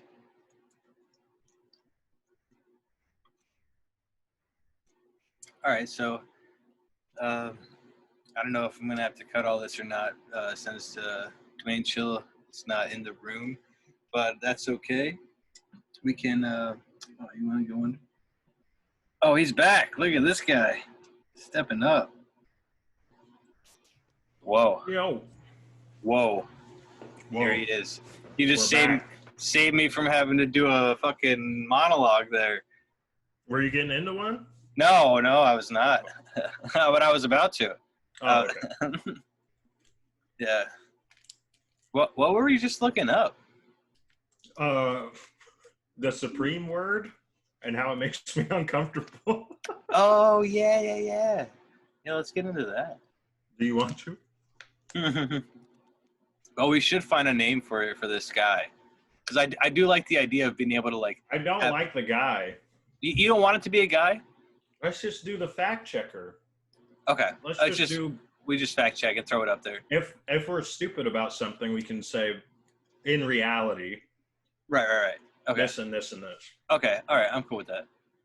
Unless you want to do a version of the guy and like send it to me, and then I can see if I like it, if it makes sense. Okay. Because right now, maybe I don't think I'm visualizing it correctly. Okay. I'll send you a version, but I'm okay with your idea too. Just throwing a fact up there. Yeah, whatever works. Because that's what the third guy would do anyways. Yeah, I do like, but I don't want to hire somebody or really like set up the schedule with another person because people are always different. It's hard to get so many people in the same spot for one thing. Yeah, it's too hard. But another personality to be there and be like, haha, this actually happened in 1940. Right. Well, that's why I like the idea of like it could just be one of us, like, or just be me doing like going back and like looking at it, and like we just call it a different person. Like I'll wear a paper bag over my head and shit. Like you won't know it's me except for if you listen to this podcast. So nobody would know it's you. Exactly, dude. That's fair. Yeah. So but your idea is it's exactly what I would do. I would just put up the other dude's face and have like fact check showing, and just call it his fact checked or whatever. Yeah. But it's the same thing. So who cares? Not supreme. Ruler. Overlord. Oh, okay. I don't know. Or the dark one. What is happening? Is that racial? I meant like Harry Potter style. He's super white. Wait, what? Was he called the Dark One? I feel or the Dark Lord or something. It was the Dark Lord, I think. Oh, okay. The Dark One. Yeah. That sounds especially bad. Oh man, yeah. Supreme. I just don't know what's off limits. I'm trying to be safe here. I definitely don't like Supreme. All right, let's go with like is this a thing? It's cutting out. I don't know what's going on. Oh, okay. We're back. Dog's teeth. We're just talking about some dog shit earlier anyway, so who cares? Talking about some PG stuff. Yeah, totally. Fucked up. We're totally cool. Yeah. PG, nothing fucked up. Yeah, nothing. Raise your kids right. What else? Yeah, know the proper place to use the F word for sure. Pop. Wait, what F word? Fuck. Oh. What were you thinking? I would never think about that word. Let's not go there. Next topic, please. Yeah, so we're drowning. We're bombing. Yeah, what happens when like Yeah, what else? Dude, what's a good topic? Well, I'll say I was asking you about horror month, about October. You're not really into it. You're not. I Doesn't do want much to for you. I want to dress up, right? But I don't do like horror stuff. Like when I do costumes, I do like, Well, you know what I you mean? do like fun stuff, like Yeah. it's an excuse to dress up as like a character. Yeah. Something. Yeah. So I don't like. There are people out here who like put up the like they put up the skeletons hanging and like the different like the typical scary whatever stuff. But yeah, I don't do that stuff. Like to me, I want to like this year I wanted to go. I mean, it's hard with the masks and stuff. That's the thing. So I was trying to plan them like to do a costume that has a mask built into it. Yeah. And bro, you never saw Avatar, right? The Last Airbender? No, not really. Oh, dude, that was trending at #1 on Netflix for like 10 weeks straight, dude. I'm just saying, like, it's not just me saying it's a good show. I know. A good show. Everyone says it's a good show. I feel like I'm too late to get it. I'm past the meme. It's too popular too. Okay. I gotta be hipster. I get it. It took me years to get into Game of Thrones. You know that. I know. I wasn't hype on it. But you took my word at One Punch Man, and you got into that quick. That was good, yeah. But that was also short. How long is The Last Airbender? The Last Airbender is like 3 seasons long, and it's like no. There is a second season of One Punch Man, by the way. I don't know if you saw it. No. Yeah, it's on Hulu, I think. Anyways, dude. Just animes are tough. But yeah, I'm the same way. I'm not a big anime guy either. I mean, I like small bits of Bleach but yeah, Avatar, whatever. Anyways, Rava's name comes from the sequel to Avatar: The Last Airbender, from the Legend of Korra, whatever. Right. And Rava is like the light spirit that like makes the Avatar be able to have all 4 energies that they can bend, whatever.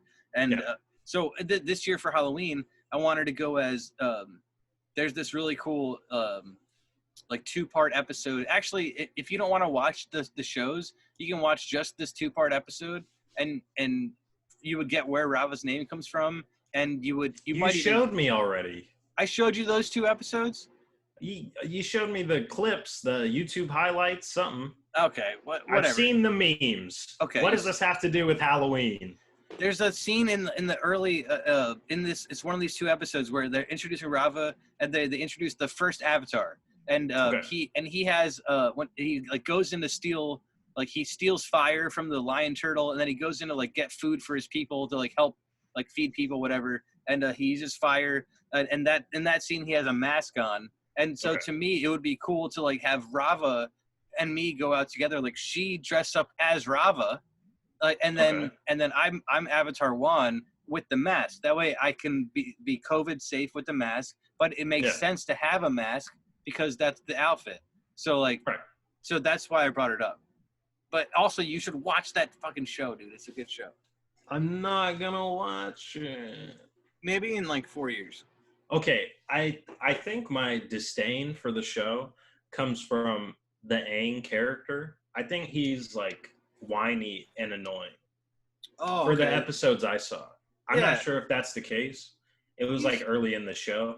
He just wasn't my favorite character, and he's the whole show. There's other characters, but he's the guy, and I wasn't a big fan of the guy. I don't know. That's not an unfair read, dude. He definitely is kind of like he's like a 12-year-old basically. So he is kind of whiny, and well, he's technically 112, but he's a 12-year-old, and yeah, sorry. He was frozen in an iceberg for 100 years. I know! It's not good! But every other character, though, dude, like, it gets so good, man. Should I spoil it for you? Do you want to know what's cool about it? No. You don't care? Let's talk about anything else, then. Let's talk about literally anything. So, let me guess what happens in the show. Because I've seen some episodes, so I feel like I kind of got some grasp of the show. Okay? This is from somebody who has historically said, I don't like the show. Right. This is my point of view of the show. Okay. So the guy, Aang, is his name. I know that. Yeah. He's got the little fucking arrow. Yeah. Okay. He's in an iceberg. 100 years. Yeah. Nobody knows why. he has wind abilities. He's got air. That's the element that he gets first. Yeah. Then there's a fire guy who's bad. Yeah. Initially, key part of the story here. Okay. He's bad at the start. Okay. He's got like a fucked up face from firebending. Yeah. There's a little earth lady. She does stuff with the earth. Yeah. He has companions that are historically garbage, I think. They kind of get beat the fuck up mostly. The animals or his friends? His friends. Oh, okay. The little guy with the little sword, or the Sokka. Sokka. Yeah, his sucker ass, and the lady Karada. Katara. Her. Mm-hmm. She does water, I think. Yeah. Okay. Yeah. They go on adventures to learn about Aang's mysterious freezing and about how he's cool. And the Avatar, they're going to make him learn all the powers. But he's not good with all the powers at first. So it takes him time. And he has to learn from within. He has to grow with the powers, okay? And then the fire guy, he's mean the whole time until he wants to be good. He sees the error in the rest of the fire guy's ways. He's like, oh no, they've been right this whole time. I'm not going to be mean anymore. And then he helps the good guys take down the fire guys. And then the Avatar, he gets all the powers and he wins. He's the best now. I'm not mad at that. I rest my case. So you're saying you already know how the story goes, so you don't have to watch it. Is that how the story goes? Did you just guess that the fire guy is initially bad? No, I think that's one of the things I saw. I know that. Okay. I saw the episodes where he's like, he turns into a teenager and now he's good. I don't know why. Okay. And so you do know, okay, because that's like a big reveal. If you've already seen that and you haven't seen a lot of the other episodes, it's not so special because that's like a huge thing. That's a big moment. That's like, I don't have a good example, but nice. You know. But it is a big reveal. It's a big moment if you've been watching it chronologically. It's like you don't watch. I was gonna say like Negan becoming a good guy, but you don't watch Walking Dead. But yeah, it's like. Well, that means something to me because I thought he was just. Last I heard of The Walking Dead, he was just killing people to kill people. Yeah, and Negan's pretty much a good guy at this point. So yeah, it's it's the same thing for Zuko.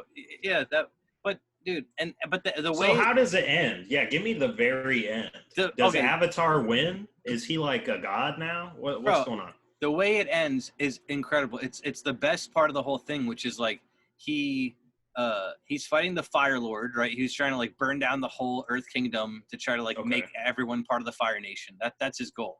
And so the comet is going above, and that means the Firebenders have even more power. So the Fire Lord's extra strong, right? And Aang has to fight him, and Aang's barely mastered like any of his elements. Like he's not a master of. He's a master of air, and that's it. And he's pretty good with water. He's okay with earth, and fire is still brand new to him. But he ends up becoming a freaking he's a beast, and he like ends up. I don't know if you ever seen any episode where Toph, the Earthbender girl who helps teach him Earth, she's blind, and so she can see and feel the Earth through her feet, like through it's almost like sonar in a way. And so in the last moment. Like he's like, Aang's beat down the Fire Lord. He's got him like busted up, whatever. But the Fire Lord's trying to take one last, because like Aang couldn't follow through. He was about to take the kill shot. Everyone told him you got to kill him. They're like, the only way to take him out is to kill him. You have to kill him. But he doesn't like killing guys. Right. He's an air nomad, so he doesn't believe in death, and he's a vegetarian. He doesn't even eat meat. So he before he's fighting the Fire Lord, he goes on a spirit quest where he's on the back of a giant lion turtle, which is like an island-sized animal. It's like just a turtle with the lion's face, basically. And he ends up like meditating, and he's seeing his past lives, like as spiritual forms come back. and like his like the life before him and the life before that and the life before that and the life before that. He talks to 4 versions of his previous self, and he says to each of them, like, what should I do? Like, they tell me I have to kill the Fire Lord, but I don't believe in death. What's your advice? And they're all basically telling him, it's like, as the Avatar, you have to do what's right, and you have to do what's just for the world, and you have to make this decision. Like, Yeah. and so he talks to an air nomad. It's the last Avatar he talks to, the spirit of her, and he says it's a female air nomad who was the previous Avatar to that, and he says to her, like, you're an air nomad, you don't believe in death, like, should I kill this thing? And even she says, you have to do what's right. Like, she pretty much, she doesn't say it, but she implies you have to kill the Fire Lord.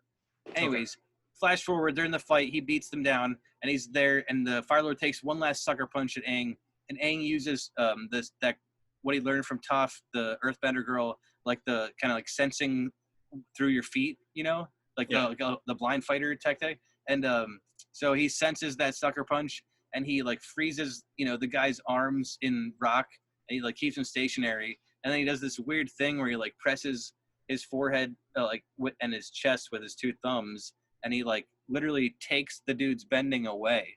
So that was his answer. He stole the fire bending away from him, so he can never bend ever again.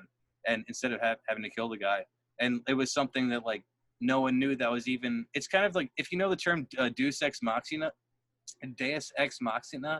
What's the term? Deus Ex Machina. Yeah. Machinima. The terminology is I'm for making like shit up. when it's like when you have a story, at the end of the story, all of a sudden there's some like magical power that comes in and saves the day that like you never set the groundwork for before, though. It's kind of just like, and God interfered and saved the day. You're just making shit up. Yeah. Right. Yeah. It's just it's like, oh, that's lucky, whatever. But you like that? You're like, that's a pretty good ending. Well, because it at least fits his character. But if I were to see that, I'd be like you should have fucking killed his ass. Wait, sorry, what were you just talking about?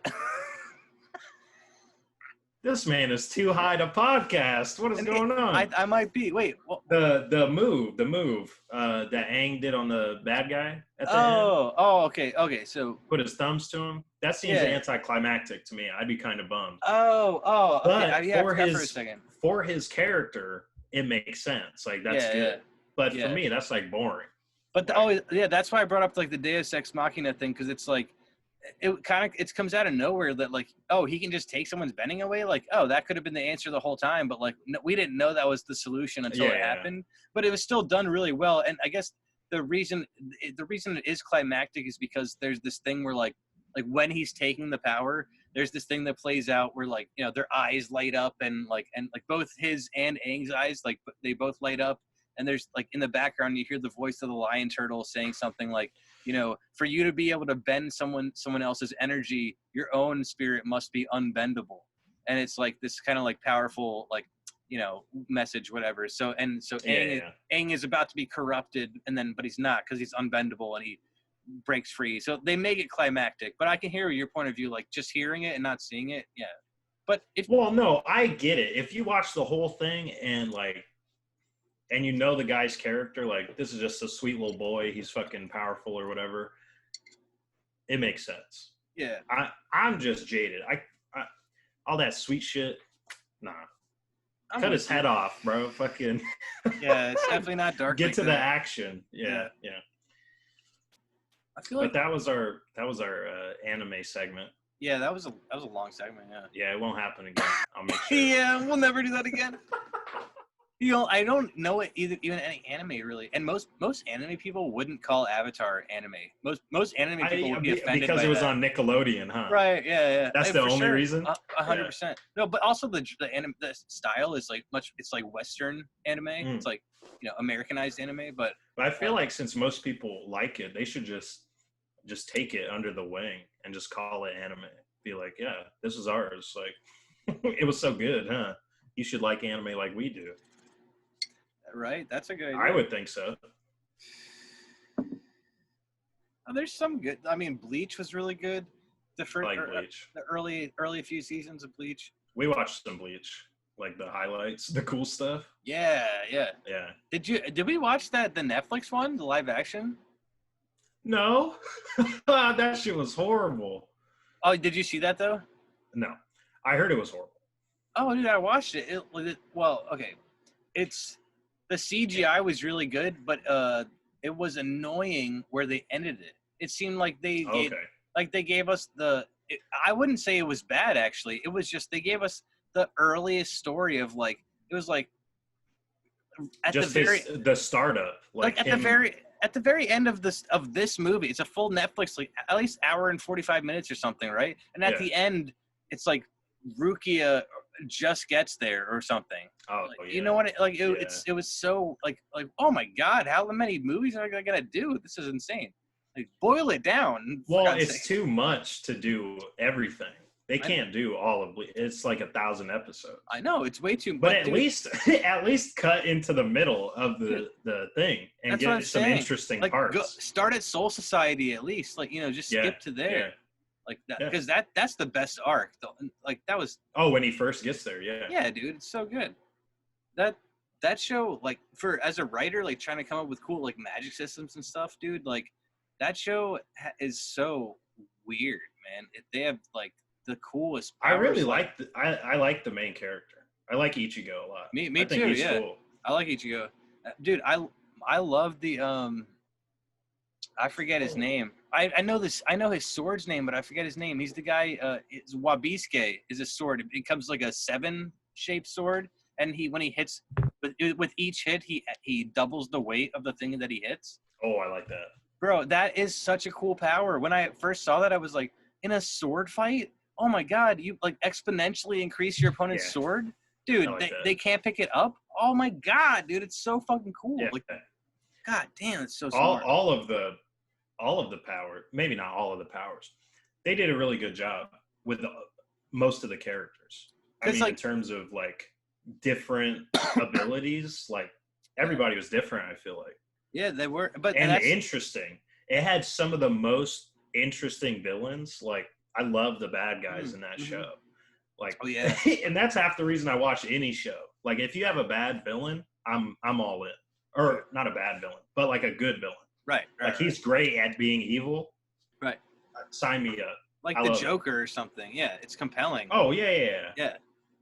Dude, yeah, and that's the thing, yeah, because Bleach, especially that arc, was like it was not just like you have to deal with hollows, but you have to deal with like Aizen or whatever, and nobody even knew that it was him too. It was like this big mystery. And that was good. Yeah. I liked when he became Hollow. Oh yeah. Or I guess that was his whole bit throughout the show, wasn't it? Like he could do both.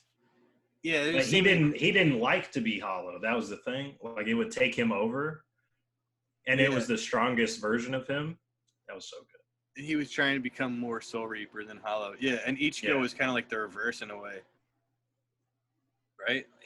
Like, I mean, he didn't want to, but he kind of was. Like, when he became... Well, he had to at a certain point. Right. But the whole time he was fighting it was the problem. As soon as he, like, accepted it, he could control it. That was pretty good. Yeah. Dude, what's funny is I really like that, that theme music they play. Like, I wanted to get that as my ringtone for, like, the longest time. Like, the...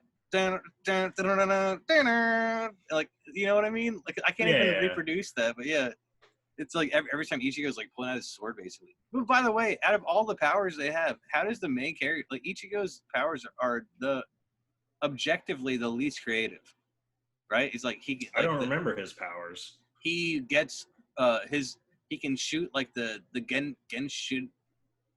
Whatever, this big beam, Genshitsu, right? something. Genshodokan, or I don't know, fucking. Yeah, Shao Kahn, something.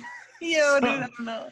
But then his Bankai. Oh, it turned his sword big. That was his thing. No. His Bankai makes his sword smaller, and he gets like his clothes changed. No, but at first it made it bigger, I think. No, his sword gets. That's the thing. He has that massive the whole sword. Time? Yeah, the whole time that sword is gigantic, and then his Bankai makes it smaller, and then it's like he's just more agile. It's like way quicker. but then his like it's like Genshudo Tenshai or Tengai or something. That it's like he shoots this big beam. I forget the fucking name, dude. That was his thing the whole time. That was dude. That was his. Yeah. I feel like it must have changed. I don't know. Because he gets right. No, yeah, because he becomes part hollow and like he has to. But I'm talking about. That. Okay. So, I mean, no. By the way, the coolest scenes like of the whole show are when he goes into the mind of the sword and he fights Zangetsu, like all that cool. shit. Those are the best parts of the whole show. I think the best is when he has no control over his body and he's just a monster destroying like everything. the hollow. Yeah. Oh dude. yeah, that's so that good. is cool. Yeah. He can't say a word. He's just all he sees is red. He's just on go the whole time. That's so sick. It's a cool ass character, really. Like they did it. I mean, it's so creative, and I think it's like a Japanese thing, just like across the board. Like anime has some weird ideas, man. Like it's nice that they go outside of the box because ours are just so traditional, so generic. Even but do we even have any?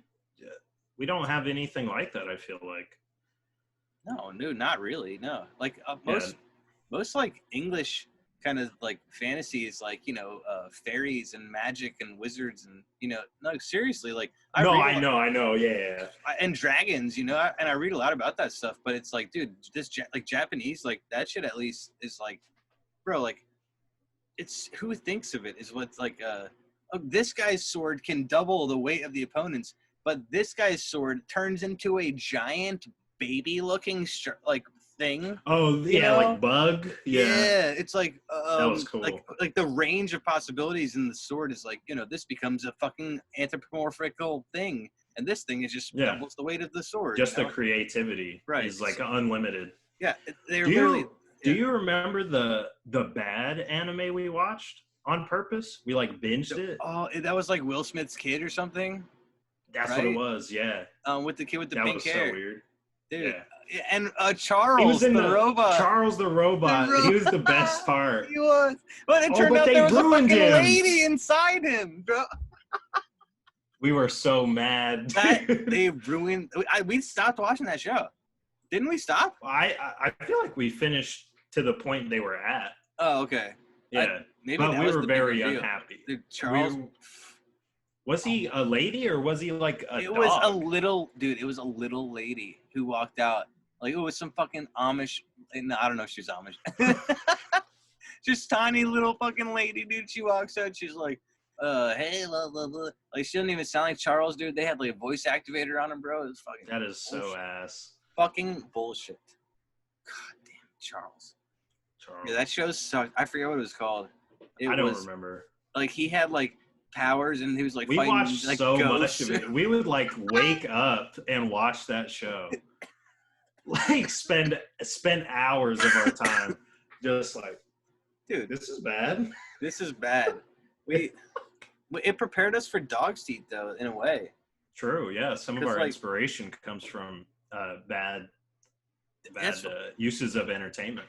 Bro, it's kind of hard to edit these because like there is so much dumb shit happening, but like it's also part of the brand. You know what I'm saying? Like we gotta we gotta stay on brand. Wow, I wouldn't know how to change it up, honestly. We're trying to be like the worst podcast that's ever existed.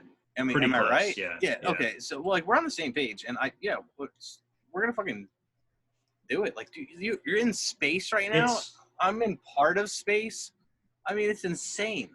We're like getting this Tesla money, baby. Bro. They just sent me to outer space, baby. Going to Mars, man. Going to Mars. Going to Mars. Hey, well. Hey. You know what's fucked up? If they sent people to Mars, there would be elections in Mars. Like they would have to get new like leaders to control Mars. That's true. There would be like, I don't trust Jerry. He's a fucking asshole. He took 2 of my granola bars on the ship. Don't vote for him. He says we can't grow potatoes up here, but everyone else thinks he's wrong. He doesn't even want to try. Fucking idiot. God damn it. They do space commercials against their rivals. Like fucking Jerry. And like he wants to mine for oil on Mars. Do they transmit it down to Earth so like Earth people can Ooh, vote? we get to see. We get to vote too. We're over here like That would be sick. like we know nothing about it. Everyone up there. No, it's the ultimate reality show. It's like these are real people like doing really important things. Yeah. But we get to vote. No, but it's it's all fake news too. It's like the people on Mars are actually like, no, we love Jerry. Jerry's making all the right decisions. And then we down here, we're like, fuck Jerry, dude. That guy sucks. Vote him out. Because we know nothing about it. It's just pure bliss on Mars.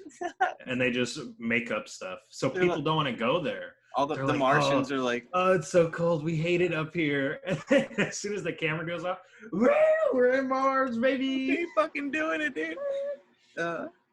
Dude, Elon Musk, that guy's just going to be like, yes.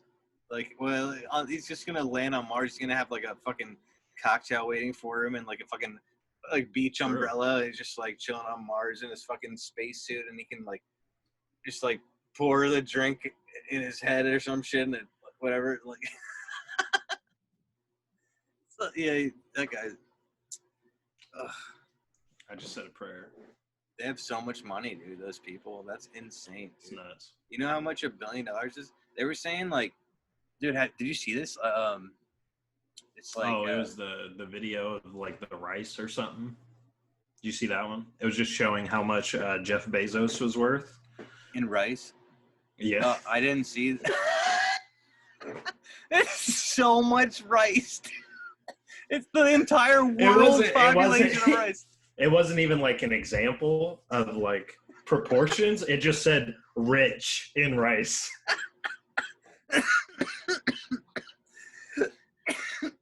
Oh my God, I like that.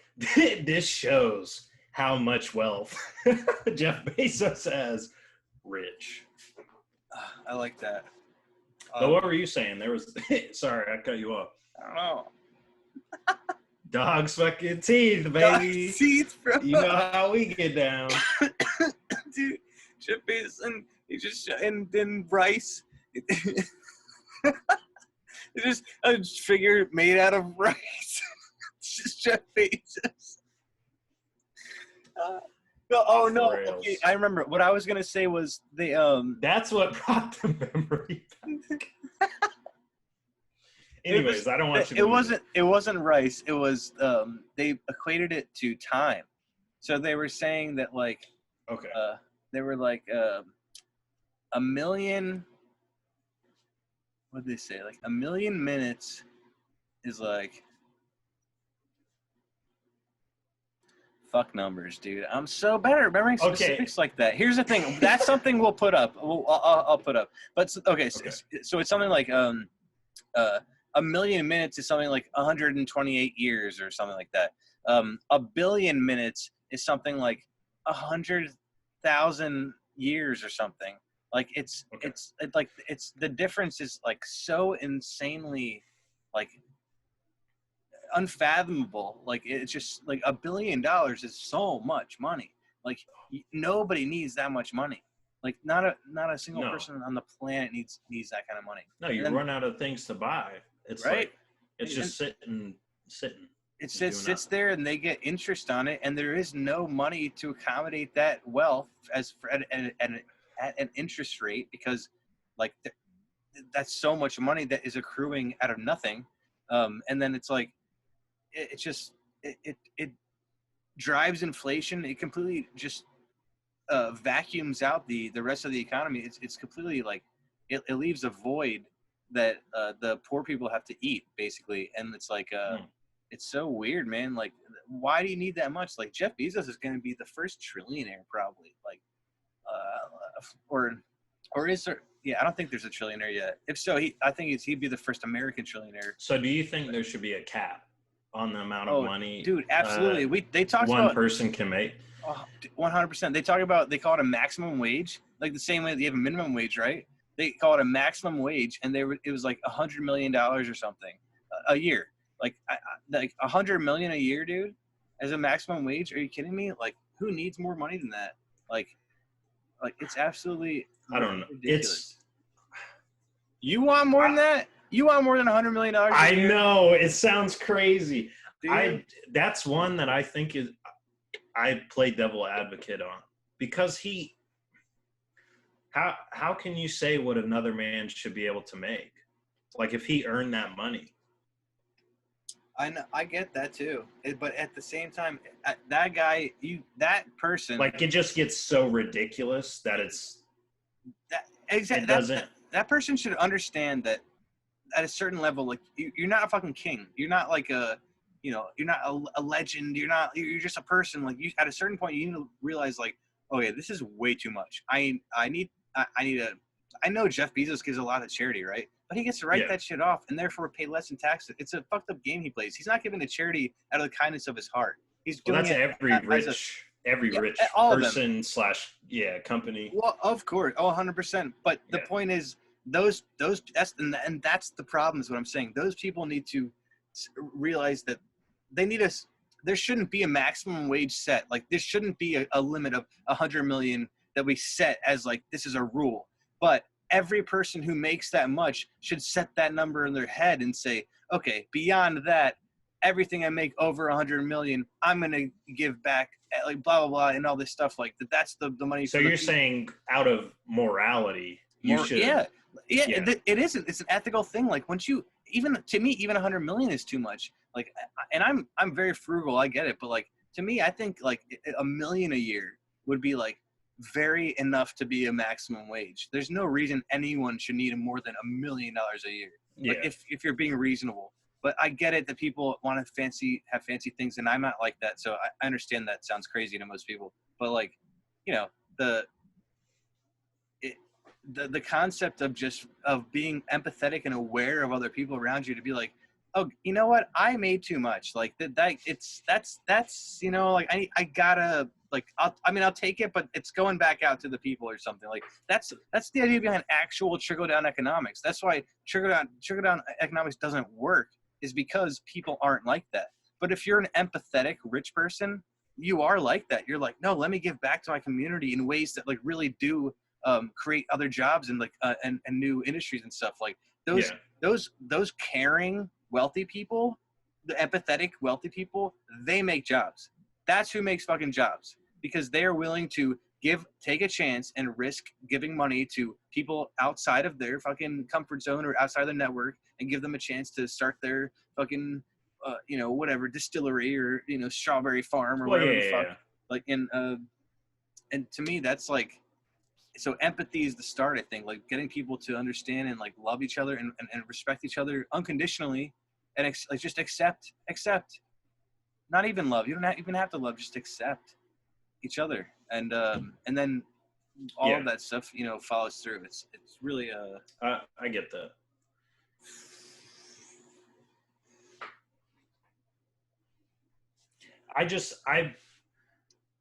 I don't want to put a cap on how much a single person makes, though. I get it, because like we're about to make mad money off this podcast, so Right, true. So we're about to be fucking blinging. I'm about to have like 10 chains on every episode, a little something. I'm about to get a full green screen. That costs millions, right there. Dude, right there. Shit. Can't put a cap on that. Well, but what if lawmakers like agree with that message, and then they're like, the cap is going to be $1 million a year. Mm-hmm. I don't think that's fair. If you come up with a concept that's worth exponentially more than that, and then who's to say that some of these rich people, like, their contributions aren't of value? Because how many people does Amazon employ? Yeah, that's quite a bit, I think. A lot of people are employed. And I know it's not like, I've heard that it's not the best working conditions, and they like run you ragged, which is definitely not good. I don't agree with that. Right. But like, those people do have jobs because of this wildly successful man. Right. And then he has a family, his family has families. He probably wants to make sure his kids are good. Like, when do you say like no to being able to do that. Dude, I think like It sounds like I'm caping for the rich. no, I get what you're saying. I just want to put it out there that if there are any rich people watching this podcast, anyways, Give me some money. yeah, Yeah, if you're rich and you're watching this, like, send us some fucking shit. That'd be cool. Keep us going. True. And so keep us going. Hey, Comcast don't pay itself, dude. that's what's up. We Zoom is free for now, I'll say, but it won't always be. So you don't know. Invest in the dog's teeth, and you'll get some dog's teeth content. I do feel like I have to run back like all the points I made. Don't let people be filthy rich, but let people be rich. Okay. I'm That's with all it. I'm saying. Yeah. I think people should be able to. I think there should be able to be diversity in income. I think, like, if you work at McDonald's, I don't think you should earn what a rocket scientist earns. Like, you know, that's just nothing against anyone. I worked in retail. You know what I'm saying? Like, nothing. Nothing against a retail employee, but you're not a rocket scientist. You didn't spend the time. You didn't spend years and years like perfecting your craft or becoming knowledgeable. Right. So, like a surgeon or something. It takes 10 years to become a surgeon or something. You know what I'm saying? So so they get paid a lot of money. So those things make sense to me, and I think you should be able to. That's where the funny line comes into play. Is like, like what's the valuation? And like obviously, like I made that zombie card game. Like you have like different things, like there's the cop, there's the doctor, there's the judge, and this and that, like these different like really base level jobs or roles in the community. That's kind of what boils down to what's important. Like during this pandemic, we learned a lot about like the whole like essential worker kind of thing. Like it's doctors, like the people who like work to get your food, basically, like you call them like a retail employee, like working at a grocery store stocking shelves. People are potentially risking their lives to do these things for you. So yes, how much is that really valued? Oh, that's a whole different concept, but for sure they were not valued at all, dude. It's depressing. I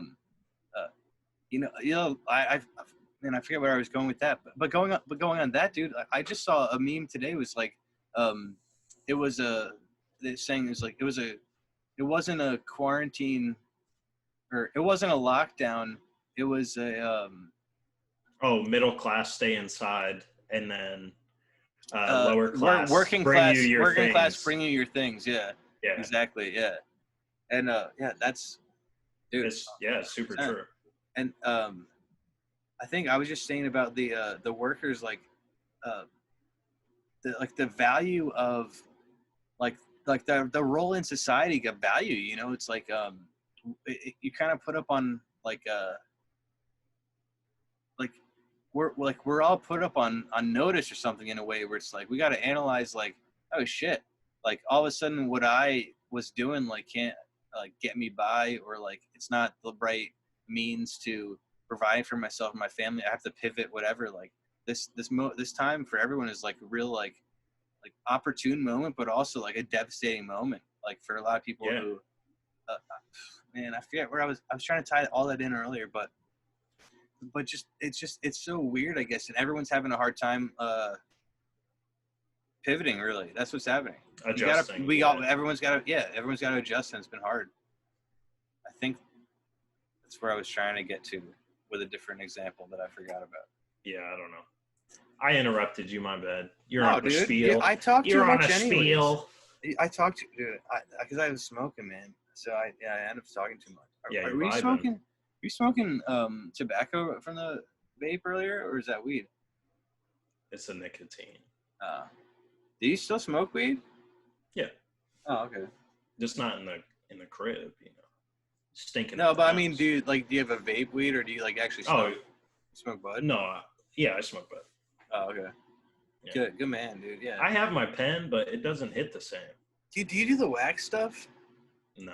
Oh, dude, good for you, man. I save it for good. I save it for occasions. Right. I do like it. Yeah. If you smoke that shit like every day. You and me nuts. It's not. It can't be. I don't know. That high is different. Yep. You're on a good level. That's exactly how I used to do it. Like, I smoke bud. I like bud. The wax is like it's like when I shouldn't say his name. When a certain friend would come over and like and he would bring his rig and stuff, like in a big bucket, and like and if then it's there for we make it like a special thing, Yeah.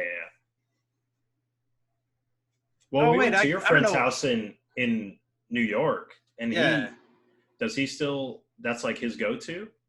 Oh yeah.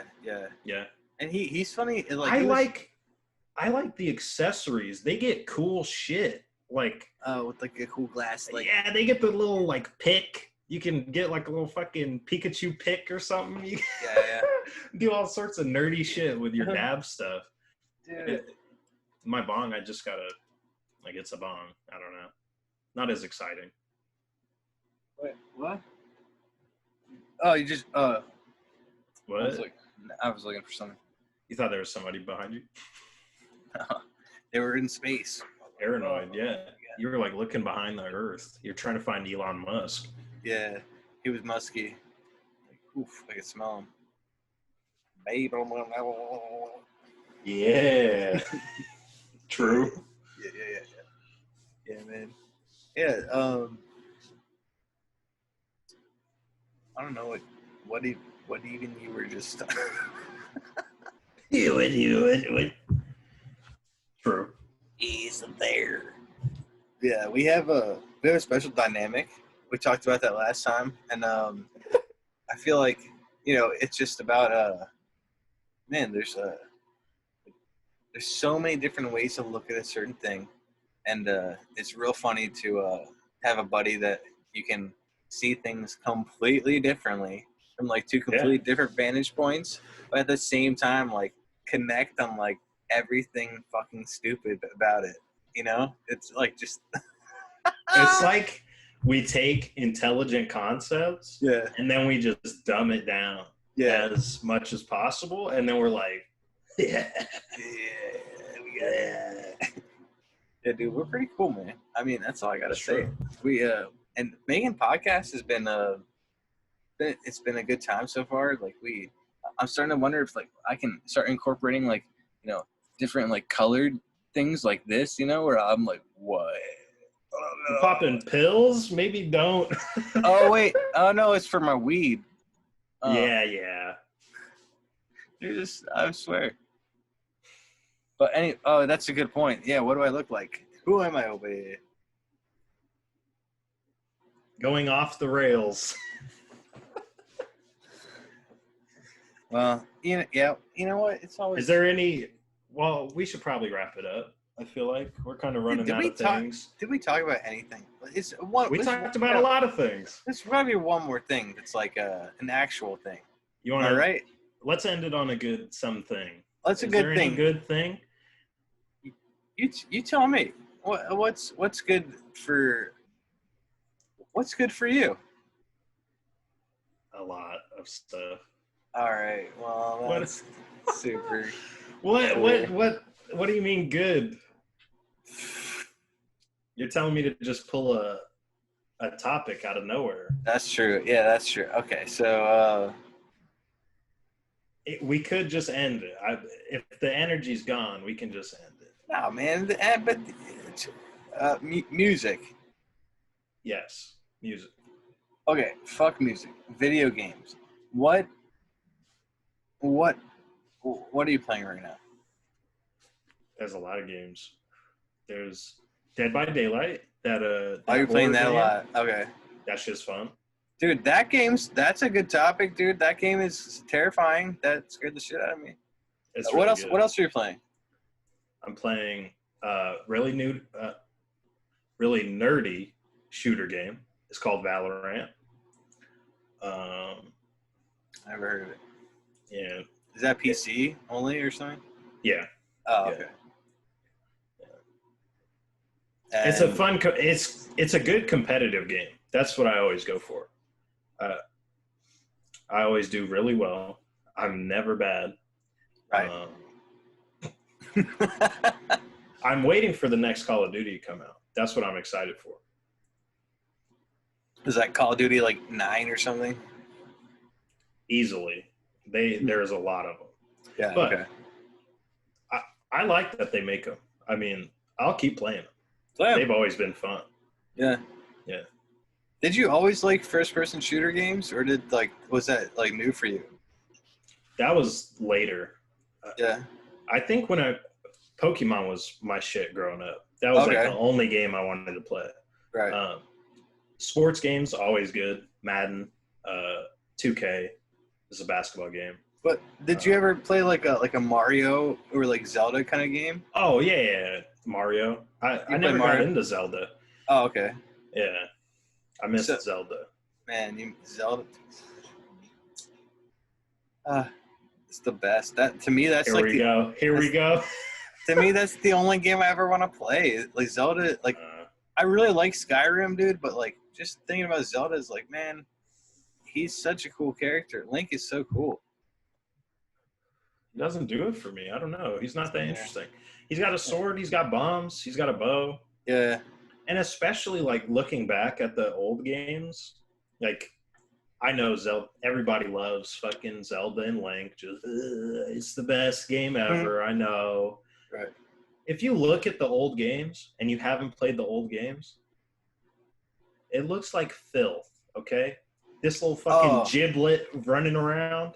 Like on N64 version? Yeah, like the old shit. No, it's not appealing to me. I like the new the Breath of the Wild. That's a good one. That's a great game. Breath of the Wild's great. That game. Yeah. But it's not very Zelda-y. That's the whole thing. Right. Yeah. It's not the typical game. Dude, but Twilight Princess looks great if you look at that now. That was the GameCube. That was on GameCube? Or GameCube and Wii. Okay. Yeah, but that game looks great actually. And that was a great game. But yeah, I get it. But like, the puzzles take me all the way out of it. You don't like that shit. No, I don't like getting stuck in games. Yeah. It just annoys me. I'm like, my mind wants like the action. Let's get to the shooting, the stabbing, the killing. You know, I want the good shit. Did you ever play The Last of Us? You know, like the zombie game? No, I didn't get into that one. Okay, what about... I played it a little bit. I didn't think it controlled very well.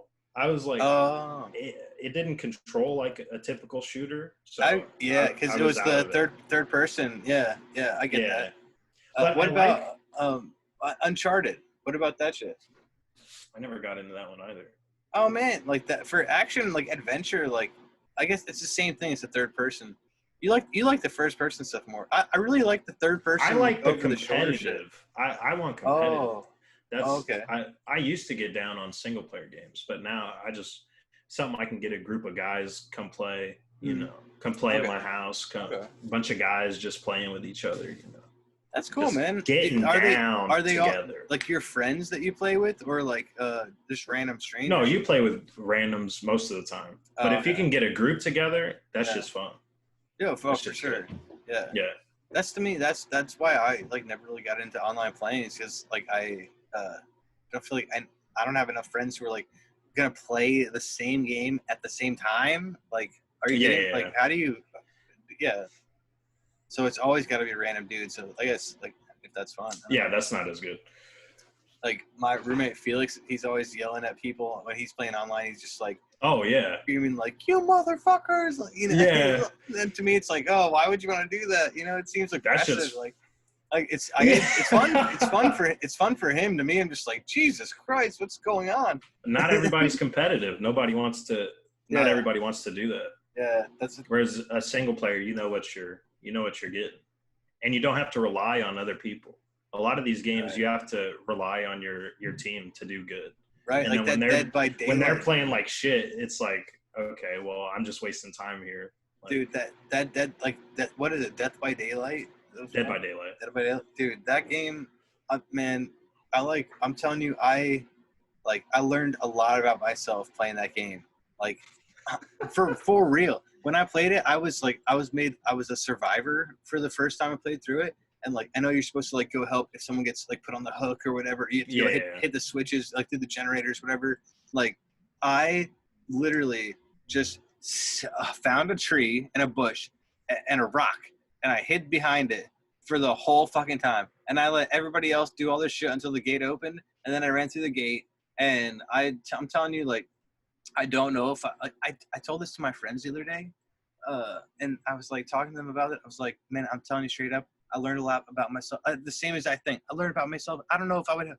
I don't know if I would help other people. Like in real life? Like in real life, I don't know if I would just be a coward and hide, or if I would actually try to go help people. And I mentioned that to my friends, and then like they were giving me a hard time. They're like, "Oh, okay, sure." So like next time we're hanging on like a meat hook, you know, you're just gonna fucking ignore us and go run away and get it out. And I was telling them like, look, actually, it's a real thing to like try to go out and get actual help to come back. Because like, what am I gonna do once I take you off the meat hook? You're gonna bleed to death. I don't know how to help you with that. So it depends on the threat for me. Because in Dead by Daylight, they're all like undead monsters like going after you. Like you can't just fucking stab them and win. Right. Like if you're in the vicinity of them, you're gonna die. Right. Like that's the whole thing. If it's like just a guy with a knife, then you know I might help. But if it's this unstoppable force, you should probably just run away. I mean, what are you gonna do?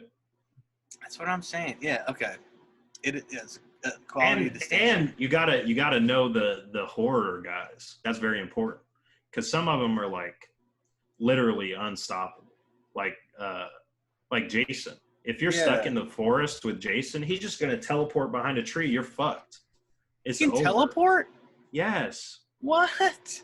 Well, in some of them, they do so many different ones. They do weird shit. Yeah. It's hard to tell. Yeah. But in some of them, he'll teleport just wherever. He'll be wherever he needs to be to kill the guys. What are you going to do? Amazing. You lose. Yeah. Oh, if you can teleport and you have a knife, bro. But Freddy Krueger, he's pussy. He just stays in the dream world. He's got nothing. He can, so if you're when awake, you sleep. Yeah. Have a good night's sleep tonight. Yeah. So you got to understand the threat. Yeah, well, you got I'm with it. Yeah. Dude. They that was good. What's it called? Yep. I'm all about that shit, dude. I'm down to call it. I think we are good. Yeah. I don't know how long it's been, but it's been a good. I don't either. By the way, the first one I edited down is like still over like 2 hours. So like we have like good, like it's a good long podcast. Yeah, we talk way too much. No, honestly, dude. Like I wanted to ask you about it. Like which we can cut all of this. We thanks for watching. Can stop. Oh yeah. Get fucked nerds. Get fucked nerds. Get fucked.